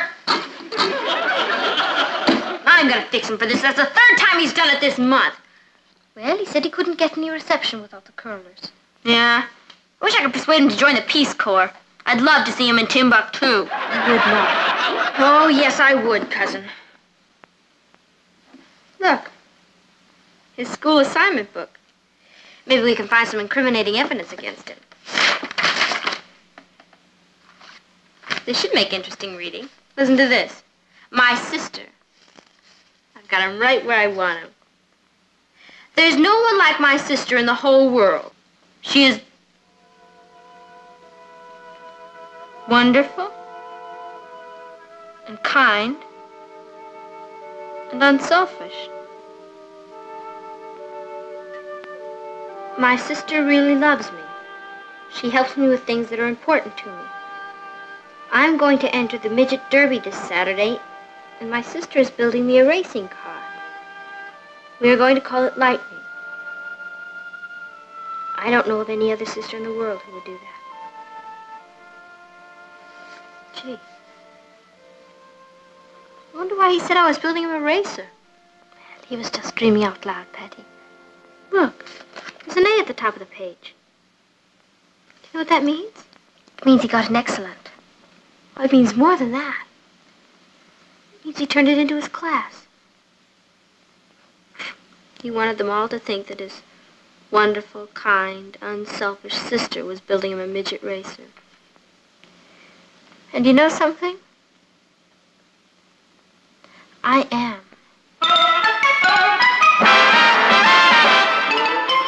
Meet Kathy, who's lived most everywhere, from Zanzibar to Berkeley Square. But Patty's only seen the sights a girl can see from Brooklyn Heights. What a crazy pair! But they're cousins, identical cousins all the way. One pair of matching bookends, different as night and day.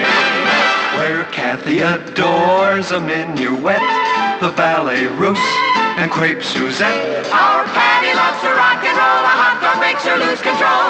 What a wild duet, still they're cousins, identical cousins, and you find they laugh alike, they walk alike, at times they even talk alike.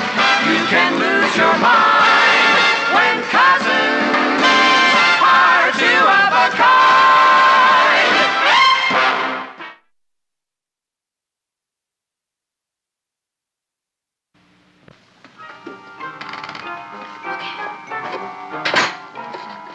I tell you this will make a perfect seat for him. And I tell you it's too small. Well, I'm going to prove that you're wrong.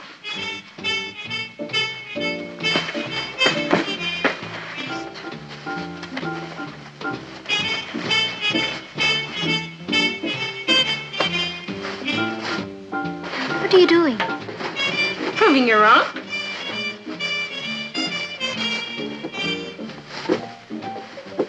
Okay, Russ. There we go.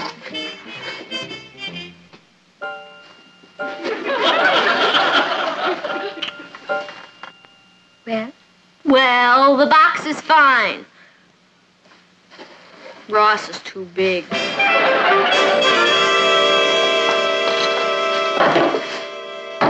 There. There, what? Where's your imagination? Can't you see Ross sitting in that? Proud, his head held high, whizzing past the others. There he goes. He's out in front. Goes to the finish line. He wins! Listen to the cheers. Patty, there's no car. Rome wasn't built in a day. Now, we need a frame to go under the seat.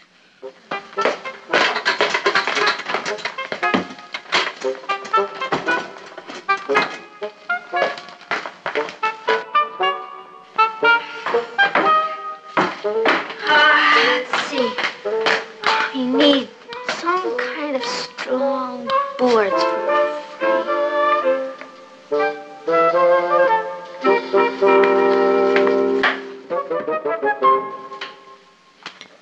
Oh, Nat, I'll probably be a little late for dinner tonight. The UN Committee on Human Relations is holding a press conference. We could use a committee on inhuman relations around here. What do you mean? Oh, I don't like the way Patty and Ross are getting along. She's been yelling at him a lot lately. Oh, I'll have a little talk with her tonight. Well, have a good day. Goodbye, dear. You too.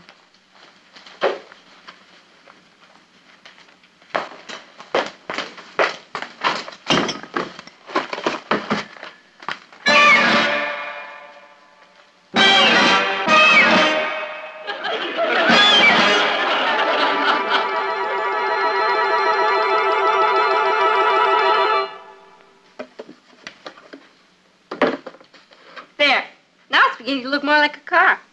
With your imagination, you should be writing science fiction. Now we have to nail the seat to the boards. We'll have to build the whole thing out here and keep it covered up so Ross won't know what's going on. All right? Patty, are you really going to send Ross down a hill in that? It's the only kind thing I've ever done for him, Kat. I want him to get in this and win that race. It means a lot to him.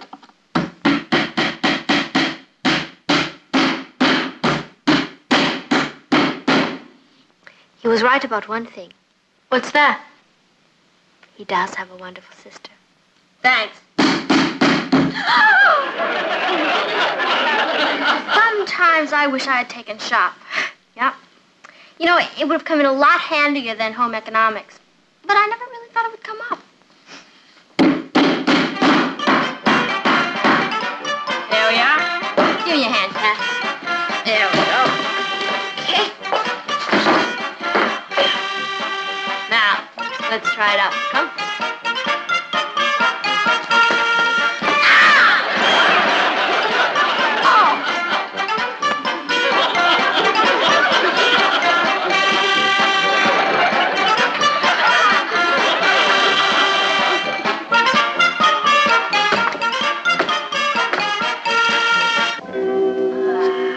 It's a winner. I can feel it. What about wheels? That comes next. As I can see it, the problem is to find some kind of a thing to attach the wheels to the car with and still leave them loose so that they can turn. Fortunately, it's already been invented. It's called an axle. That's right. That's that long rod where you put the wheels on both ends.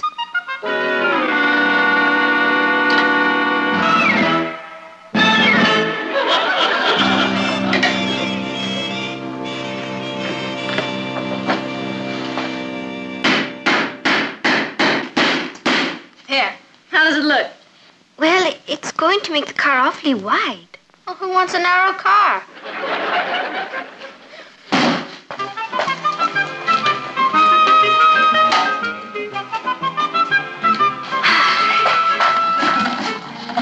Good. Great. It's gonna be great. But we'll just have to find a wheel to match one of these. That's right. I bet you can begin to get the feel of it, can't you? Yes, I certainly can. Let's give it a little test run, huh? Fine.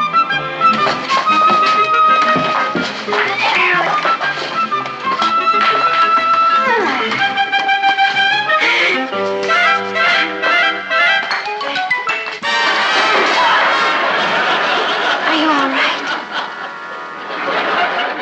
They don't build them like they used to. Hello? Oh, hi, Rich. No, I can't go. I'm busy. Oh, I'm working on a project.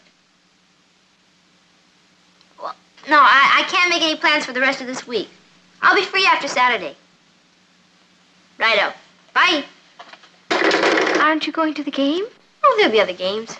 But you were looking forward to this one. I can always go to a game. Let's get on with this. Do you really think we can build it by Saturday? We've got to. If we don't, Ross got an A under false pretenses.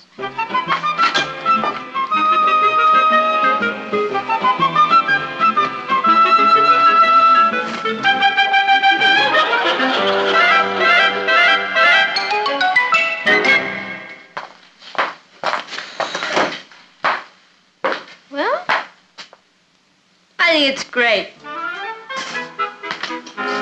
I see Aunt Kate has sent her annual basket of peaches from the farm. Oh, yes. We're going to be having lots of peaches for a while. You know, I like peach pie. Wait until you taste my peach soup. Patty? What do you want? I was wondering if you weren't too busy. Maybe you could help Well, me. I am busy. Now, just get out. But I said out. I want privacy. Keep away from this patio.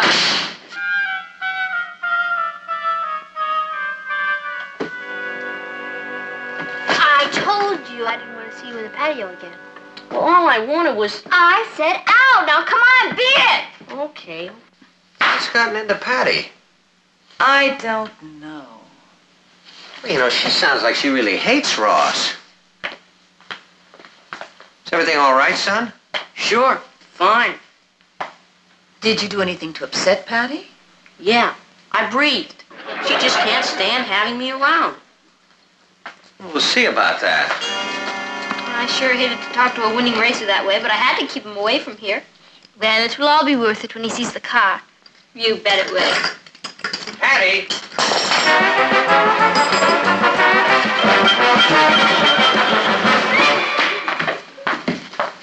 Yeah, Papa? I want to talk to you for a minute, Patty. Oh, could it wait? I'm kind of busy right now. No, it can't wait. What I have to say to you is much more important than anything you're doing. Kath, would you excuse us a minute, please? Certainly, Uncle Martin. Patty, you're an individual, and you're treated with respect around here. Now, I think everyone in this household is entitled to the same consideration. What have I done, Papa? It's what you haven't done. You're not being much of a sister to Ross. I'm trying. But I hear you yelling at him, and all he wanted to do was be out here with you. I know, but it was kind of an inconvenient time. But Ross has just as much right to the use of this house as you have. Now, is that understood? Yes, sir. And I don't want to ever hear you order him off of this patio again. Is that understood? Yes, sir. You know, I think that having a brother or a sister is one of the greatest privileges in the world. You should appreciate it more. I know. Well, I can't force you to love your brother, but I do intend to see that you respect him. I do, Papa. Well, then it's time you started acting like it. I want you to think this over, so you go on up to your bedroom. And you stay there.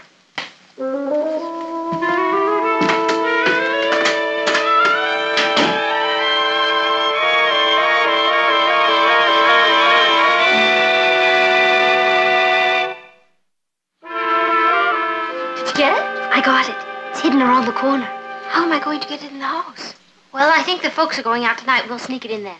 Patty, I can't handle this without you. Why don't you tell your parents what you're doing? Because I don't want anyone to know about this. It's our project, and we're going to do it by ourselves.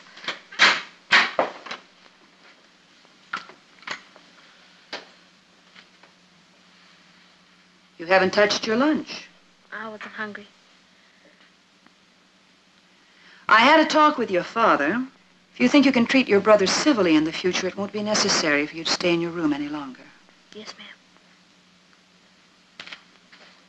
And I'd like to say one thing more. I'm very disappointed in you, Patty.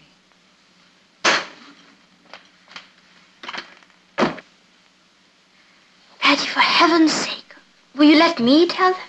No. This has got to be a surprise. Come on, we've already wasted a whole day. We don't have to wait till tonight. We can bring it in now. Come on, Cat.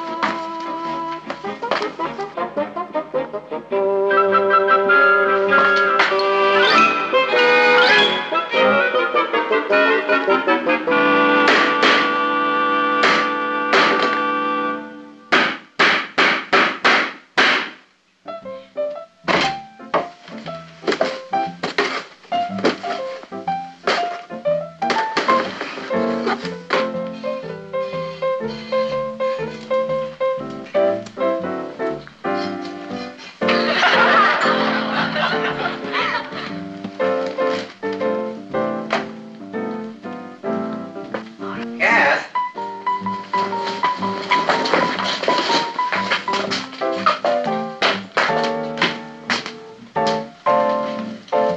What have you got there? Where? Right right behind you, Miss Innocence. Oh, that? Just a baby carriage. A baby carriage? Do you mind if I look at it? Not at all, Uncle Martin.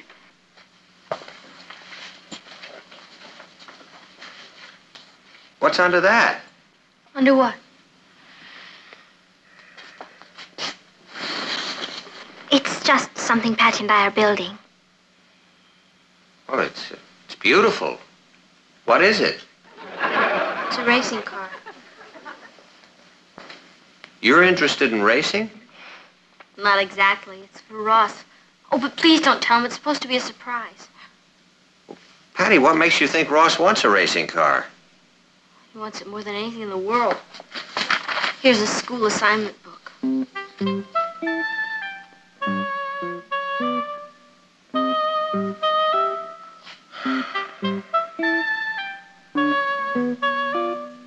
This is why you were yelling at Ross not to come out here on the patio. You didn't want him to see the car. Little monster almost caught us. Patty, why didn't you tell me about this? Well, you always taught me that when you're doing something nice for someone, you don't go around advertising it. Boy, I owe you an apology. Maybe several. That's okay, Papa. You won't tell him, will you? I won't tell him. Thanks. Then it's all right if we finish it, Uncle Martin? It's all right if you finish it. You know, I think you could use another mechanic around here. You think you'd let me become a member of the team?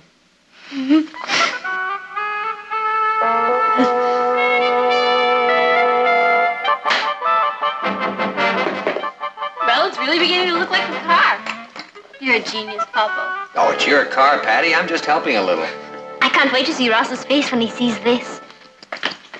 Can Nick and me have something to eat? Nick and I, yes, you may have something to eat. But first, would you ask your father to come in for a moment, dear? I think he's out in the patio. Sure.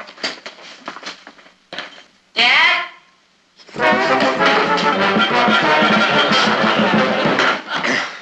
What are you doing out here?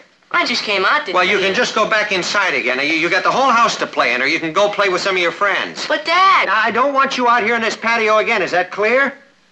Yes, sir. All right, well, get inside then.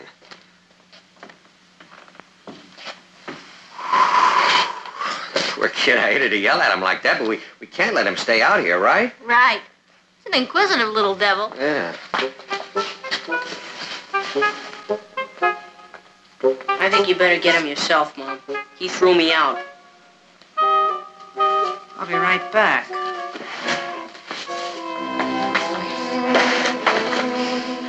Gee, you're not very popular around here, are you?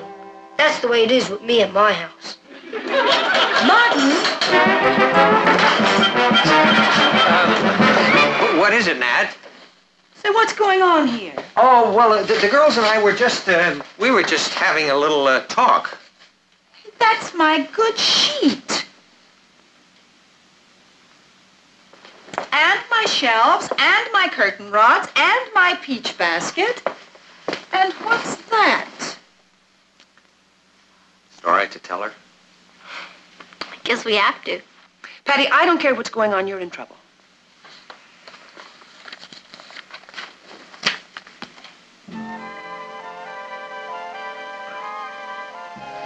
Patty, you're out of trouble. I'm very proud of you. Mom, you won't breathe a word to Ross, will you? On one condition. What's that? You let me help? Sure. I guess we could use another worker. There isn't much time. The race is Saturday. Well, let's get to work. Okay. Mom, Nick wants to know if it... What are you doing out here? I heard your father tell you to stay inside. I live here, don't I? You go play in the house. I don't want to see you out here again. But all I Right did was... now. Okay, it's your patio. But from now on, no one's ever gonna set foot in my room again.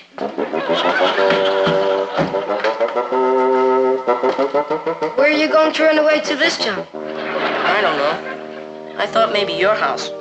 Won't your folks come and get you there? It'll be 3 or 4 months before they even realize I'm gone. I guess I could hide you in my room. And at night I'll smuggle food up to you. Is your mom a good cook? Fair. She makes pretty good lasagna. My mom's a great cook. Maybe your mom could get some recipes from her. Yeah.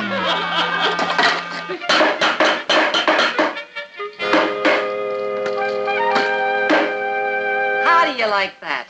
Headlight. It's really beginning to look like a racer. What was the name he wanted on his car? Lightning? Yeah. I think Patty should have the honor of painting that on. Thanks, Papa. Boy, it's amazing how you can get so much stuff in one lifetime. Aren't you going to say goodbye to your folks? What folks? I'm sure they love you. They just don't know how to communicate. They've grown tired of me. You know what they say. Familiarity breeds contempt. I guess so. First it was Patty, then my dad. But I mean, when your own mother turns against you, what have you got left?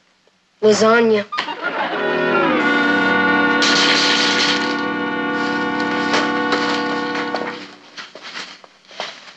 Well, there it is.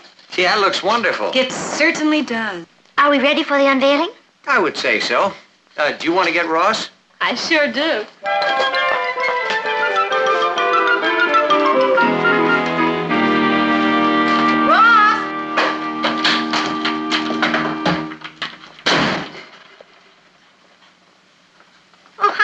Hi. Papa wants to see you in the patio. There must be some mistake. My name is Ross Lane. I'm not allowed in the patio. Who says so? Half the population of New York. Gee, sensitive. Because I don't like to be screamed at all day and all night? Well, I'm going where people are kind. There are some pretty kind people in the patio. Why don't you go see what Papa wants? All right. Then I'll be free. Come on, Nick. Here he comes. Is it all right for me to come into the patio? It certainly is. It's your patio, too, you know. Not anymore. I'm running away from home. I'll drop you a line as soon as I've saved enough money to buy a stamp. Before you go, there's something we'd like to show you. It's a car. Boy, a midget racer. And look at the name on it, Ross. Lightning. Yeah, that's a nice name for a car. I'll say. Ross, this is going to win the Derby on Saturday. Yeah? Who's going to be driving it? You are. What for? What for? It's your dream. Hey, Ross, guess what? I found my notebook. I've been looking all over for it. Nick, did you say your notebook? Yeah. And do you want to hear something incredible? I wrote about that racer.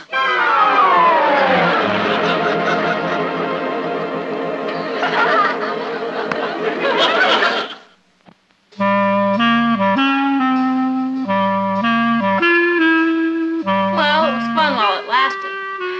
What are we going to do with the extra car? What extra car? Well, there's the one outside and the one your sister built for you. Are you kidding?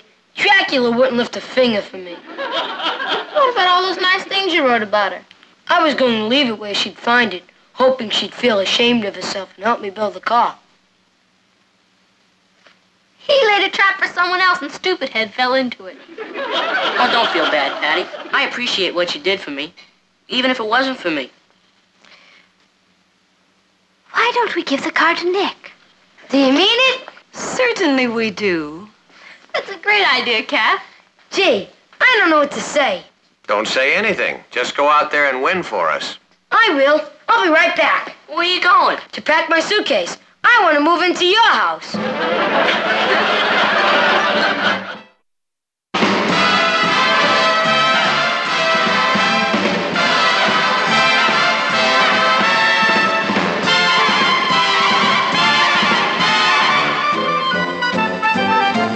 Here's Kathy, who's lived most everywhere, from Zanzibar to Berkeley Square. But Patty's only seen the sights a girl can see from Brooklyn Heights. What a crazy pair. But they're cousins, identical cousins, and you'll find they laugh alike, they walk alike, at times they even talk alike. You can lose your mind.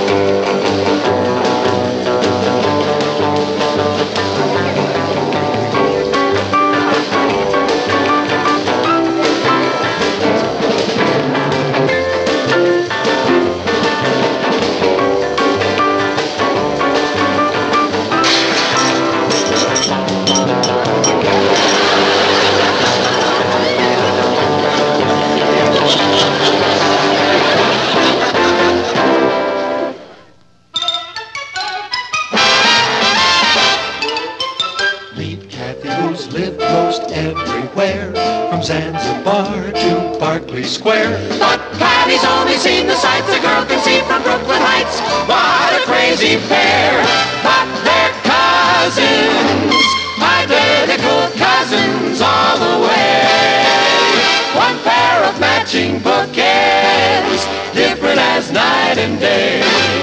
Where Kathy adores a minuet, the ballet russe, and crepe Suzette. Our Patty loves to rock and roll, a hot dog makes her lose control. What a wild duet, still they're cousins, identical cousins, and you find they laugh alike, they walk alike, at times they even talk alike. You can lose your mind when cousins are two of a kind.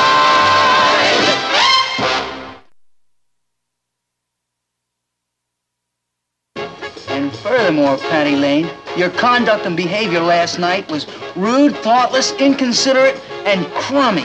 Hello, Richard. Oh, hi, Kathy. Sit down. Thank you. Who were you talking to? I was just rehearsing what I'm going to say to a certain fickle cousin of yours, if she ever shows up. She's already 40 minutes late. Oh, dear. Did you see the way she carried on with that gigolo? It didn't mean anything, Richard. Richard, don't be angry at Patty. You know how much she loves to dance, and that boy was such a good dancer. Somebody should answer that. Excuse me. Hello, Shake Shop. Oh, hello, Shake Shop. Do you happen to know of a boy named Richard Harrison? Yes, I do, Patty Lane, and he's here waiting for you. Oh, hi, Kat. Where are you? At the Carlos Palomar Dance Studio. At the what? It's a place where they teach ballroom dancing. Rudy's father owns it. Who is Rudy? That groovy boy at the Shake Shop last night. Kathy, he's teaching me the Oopa Doopa. Oopa Doopa? What is that? What's the ultimate? Rudy says it's sweeping the jet set. And what about Richard? Well, that's why I called, to tell him I can't meet him. Patty, you can't do that. I know it's awful, Kathy, but how can I pass up this chance to learn the Oopa Doopa? Is that what you want me to tell Richard? No. No, tell him I came down with a bug or something. Patty. Thanks a million, Kat. Bye. Patty, don't...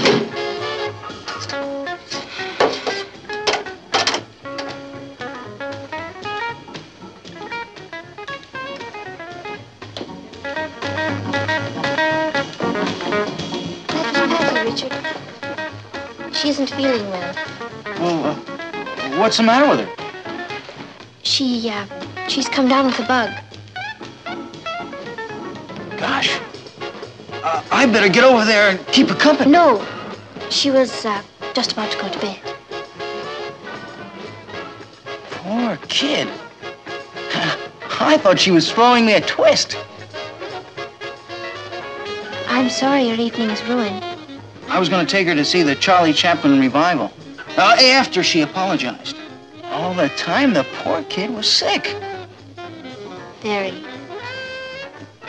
Do you like Chaplin? Oh, yes, very much. Oh, why don't I take you? Me? Well, it's better than nobody. I mean, I'd like you to come. I'd love to see it, Richard. All right. But we'll go Dutch. Dutch? I mean, it's like we didn't have a date. Exactly. Good. You pay your check and let's get out of here.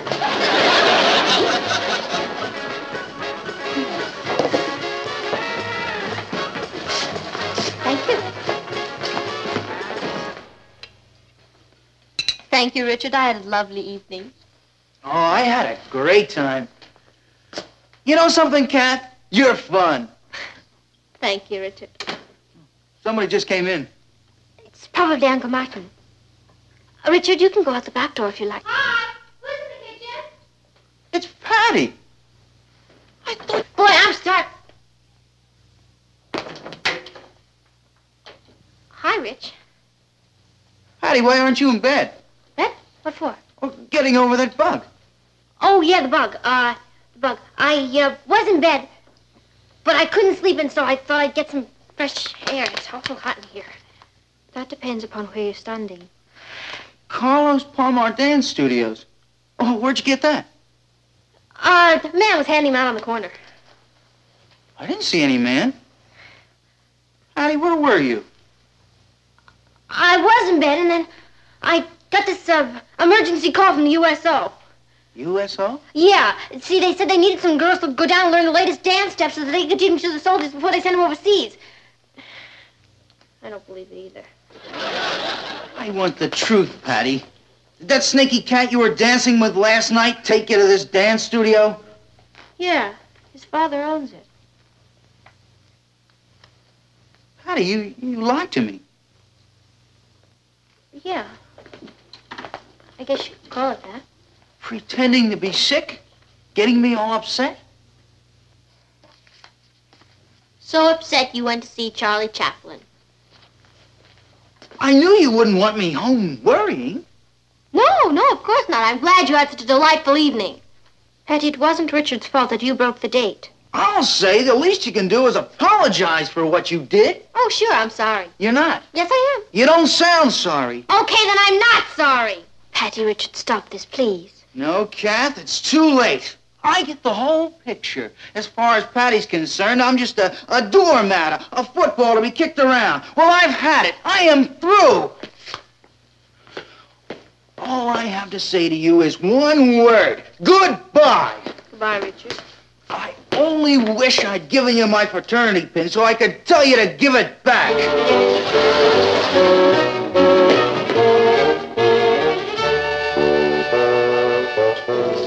Patty, how could you do that? He'll get over it. He always does. That's not the point. No, that isn't the point. I'm mean, rotten, and wicked, and Richard is a sweet, lovable little mouse. Could a mouse like Richard teach me to do this?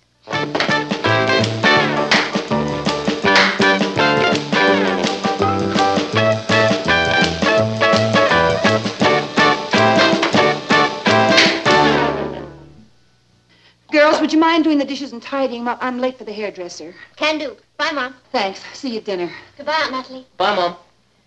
Okay, Ross, on the ball. KP time. You know, I read an article in the newspaper. It said that when a man does women's work, subconsciously she resents it. Well, maybe we do, subconsciously. But unless you want a kick in the pants, consciously... I'll get it. Anything to beat the rap. Hello? Oh, hi, Richard. I told you you'd come crawling back. You want to speak to Kathy? Just a sec. Oh, Kathy, it's for you. It's Richard. Are you sure? That's what he said. Patty, you talk to him. What for? He asked for you.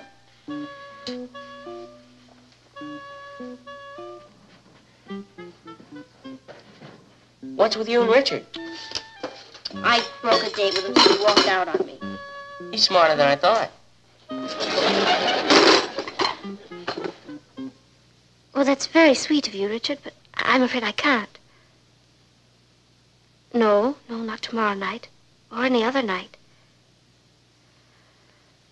Richard, why don't you come by tonight and have a talk with Patty? All right, if that's the way you feel about it. But no, thank you. Goodbye, Richard.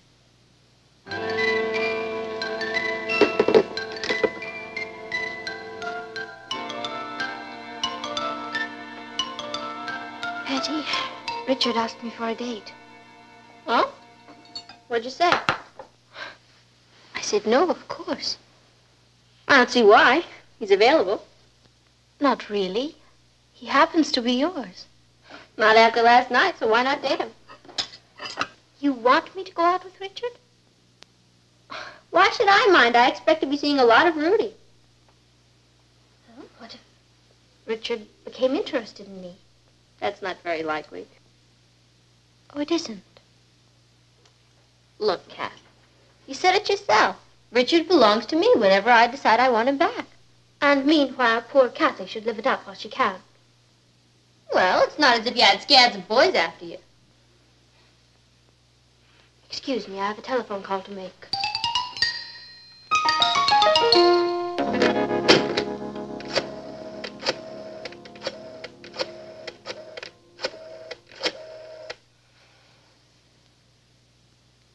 Richard, it's Kathy.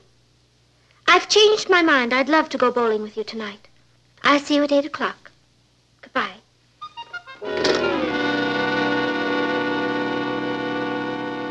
Atta girl, Kathy, you sure? Fiend, were you eavesdropping in the hall? Certainly not. What do you think I am? I was hiding in the closet.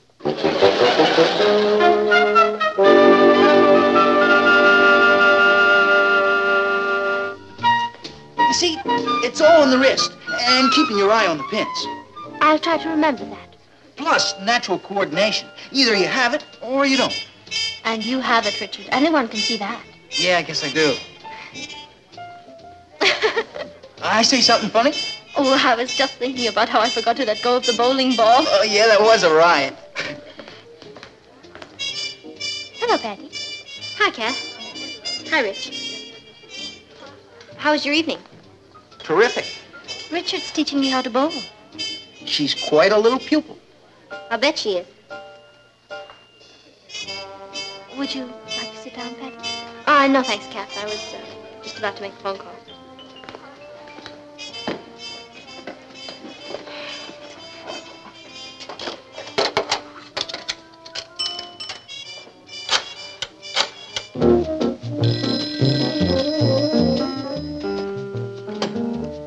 Carlos Palomar Dance Studio. Good evening. Carlos Palomar at your service. Hi, could I talk to Rudy, please? Oh, I'm sorry. Rudy's giving a lesson. Oh, would you tell him Patty Lane called? Sure. You want to leave your number? No, Rudy has it. You're telling me. My boy Rudy's got more girls' numbers. Oh, really? You're that cute blonde he's been dating, no? No, I'm not. And never mind the message, okay? Okay. Goodbye.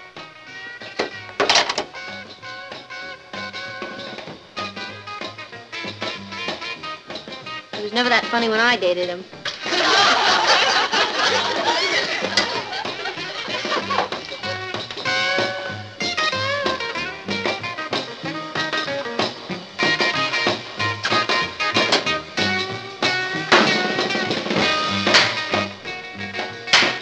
Hey, where'd you dig that?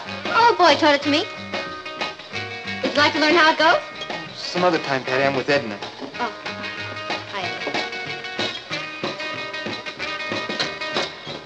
Don't they make a lovely couple? Charming. Oh, I'm sure you don't mind. It's all in the family. Exactly. Oh, and anytime you want Richard back, all you have to do is lift a finger. That one. Yes. Oh, Richard's yours. Anybody can tell just by looking at him.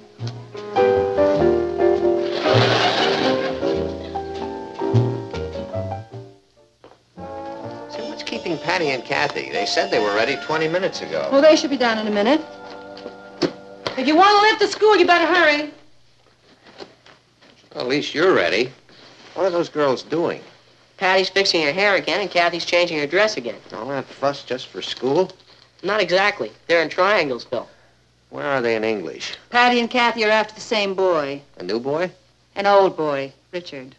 Patty's Richard? Correction. Patty's ex. And now he's making a scene with Kathy. So Patty's bugged. It's amazing. All this primping and plotting just for Richard Harrison. Yeah. Ain't love peculiar? Spooky, man. I'm sorry to have kept you waiting, Uncle Martin. I'm ready. So am I.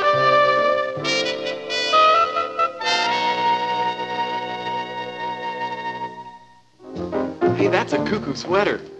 Kathy knitted it for me. I like the tie, too. Gift from Patty. Boy, what a setup. They're both like your slave. Personal magnetism. Either you've got it or you don't. Say, did you see what ankled in? Oh, Lola, she's the greatest. Maybe I'll give her a whirl. Relax, Richard. You got a girl. 2 of them. Right, but why not try for 3? Lola, Richard, Lola's out of your league. She dates college men. Shall we say she used to?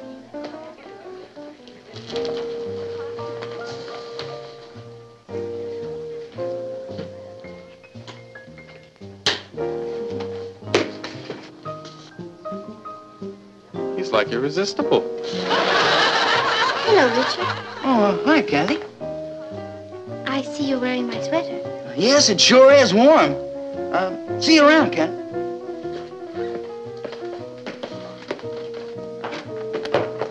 Hi, Rich. Hi, Patty. I was hoping you'd be here. I was just leaving. Take it easy.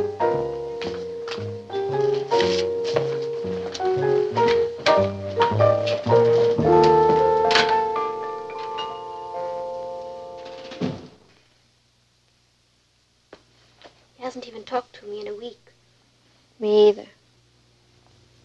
Did you see them in the lunchroom today? No. He was waiting on her hand and foot. In your tie and my sweater.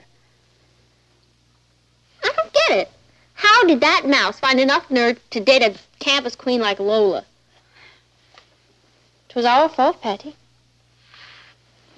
Our fault? We built him up too much.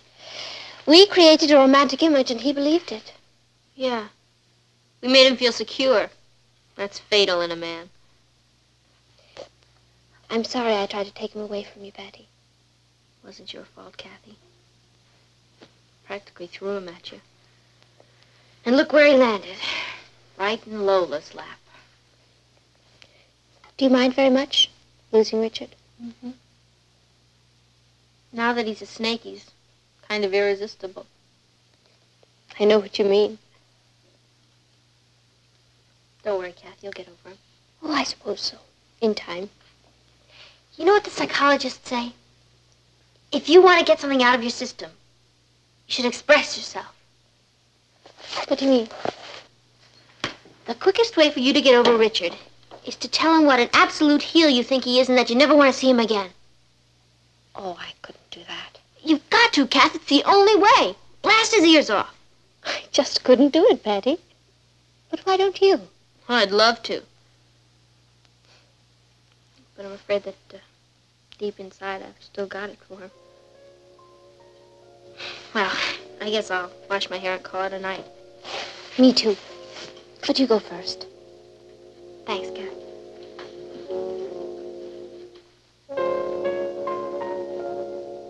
Well, at least we're back on the beam, huh? Right.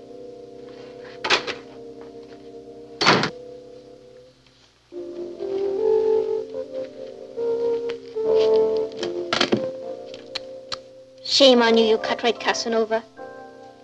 If Patty had any sense at all, she'd take her own advice and tell you off.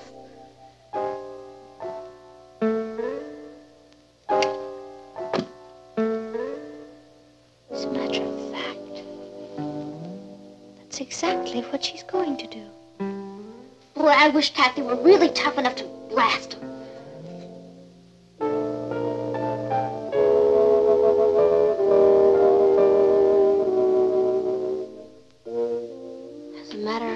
That's exactly what she's going to do. Oh, dear. You listen to me, Richard.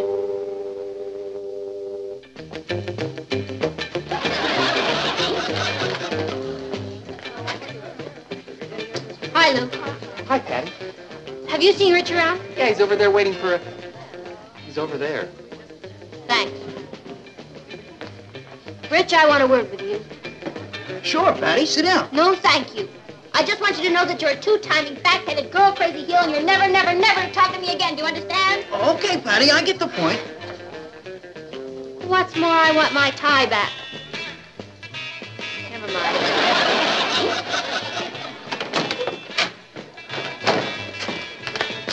Wow, she was like a hurricane. Richard, I want a word with you. Richard, I want a word with you. Fortunes of war, dear boy. A man in the world must expect these, incidents. You can say that again.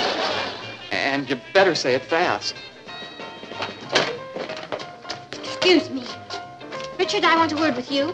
Sure, Kathy. You've behaved abominably, and I'm sorry I ever set eyes on you, and I never want to see you again. Do you hear? Okay, you're getting through. And what's more, get back that sweater.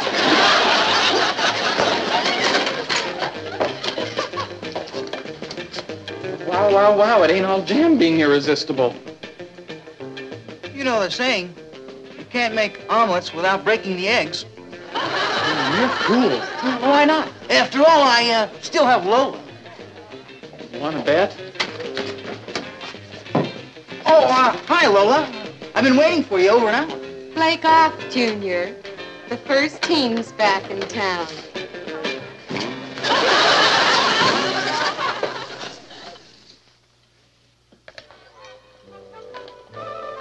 Last chance, girls. Do you want to come to the movies with us? Can't, Mom. Kathy's clobbering me. Have fun. Thank you. I'll tell you who did it. Good night. Well, hello, Richard. Hi, Mr. Lane. Are the girls home? They're in the living room. See you later, Richard. I doubt it.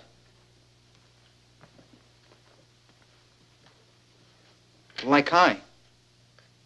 It's your move, Patty. I just came by to apologize for behaving like such a cut-rate Casanova. I suppose it'll be years and years before you even want to talk to me again. I can't blame you. I just want to say I'm sorry.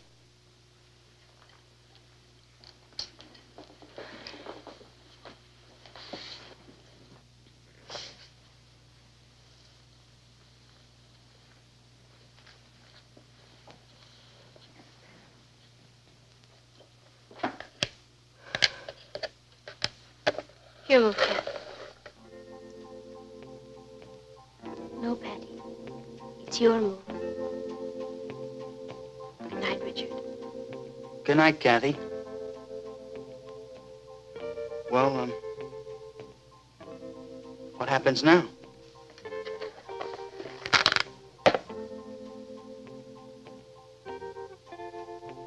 Why don't we start all over again, huh? Hey, that's a great idea. Hey, Rich, there's a big dance Saturday night, and I thought you and I could... maybe you better take some lessons in the Oopa-Doopa. Hey, I could get you a discount at Carlos Palomar's dance studio. Rich, by the time they get through with you, you won't know it's you. You'll be beautiful.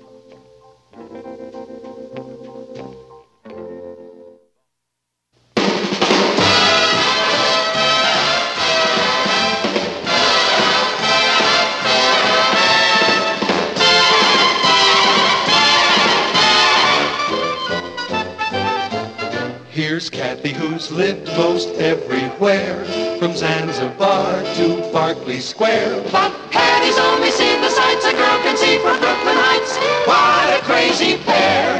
But they're cousins, identical cousins, and you'll find they laugh alike, They walk alike, at times they even talk alike. You can lose your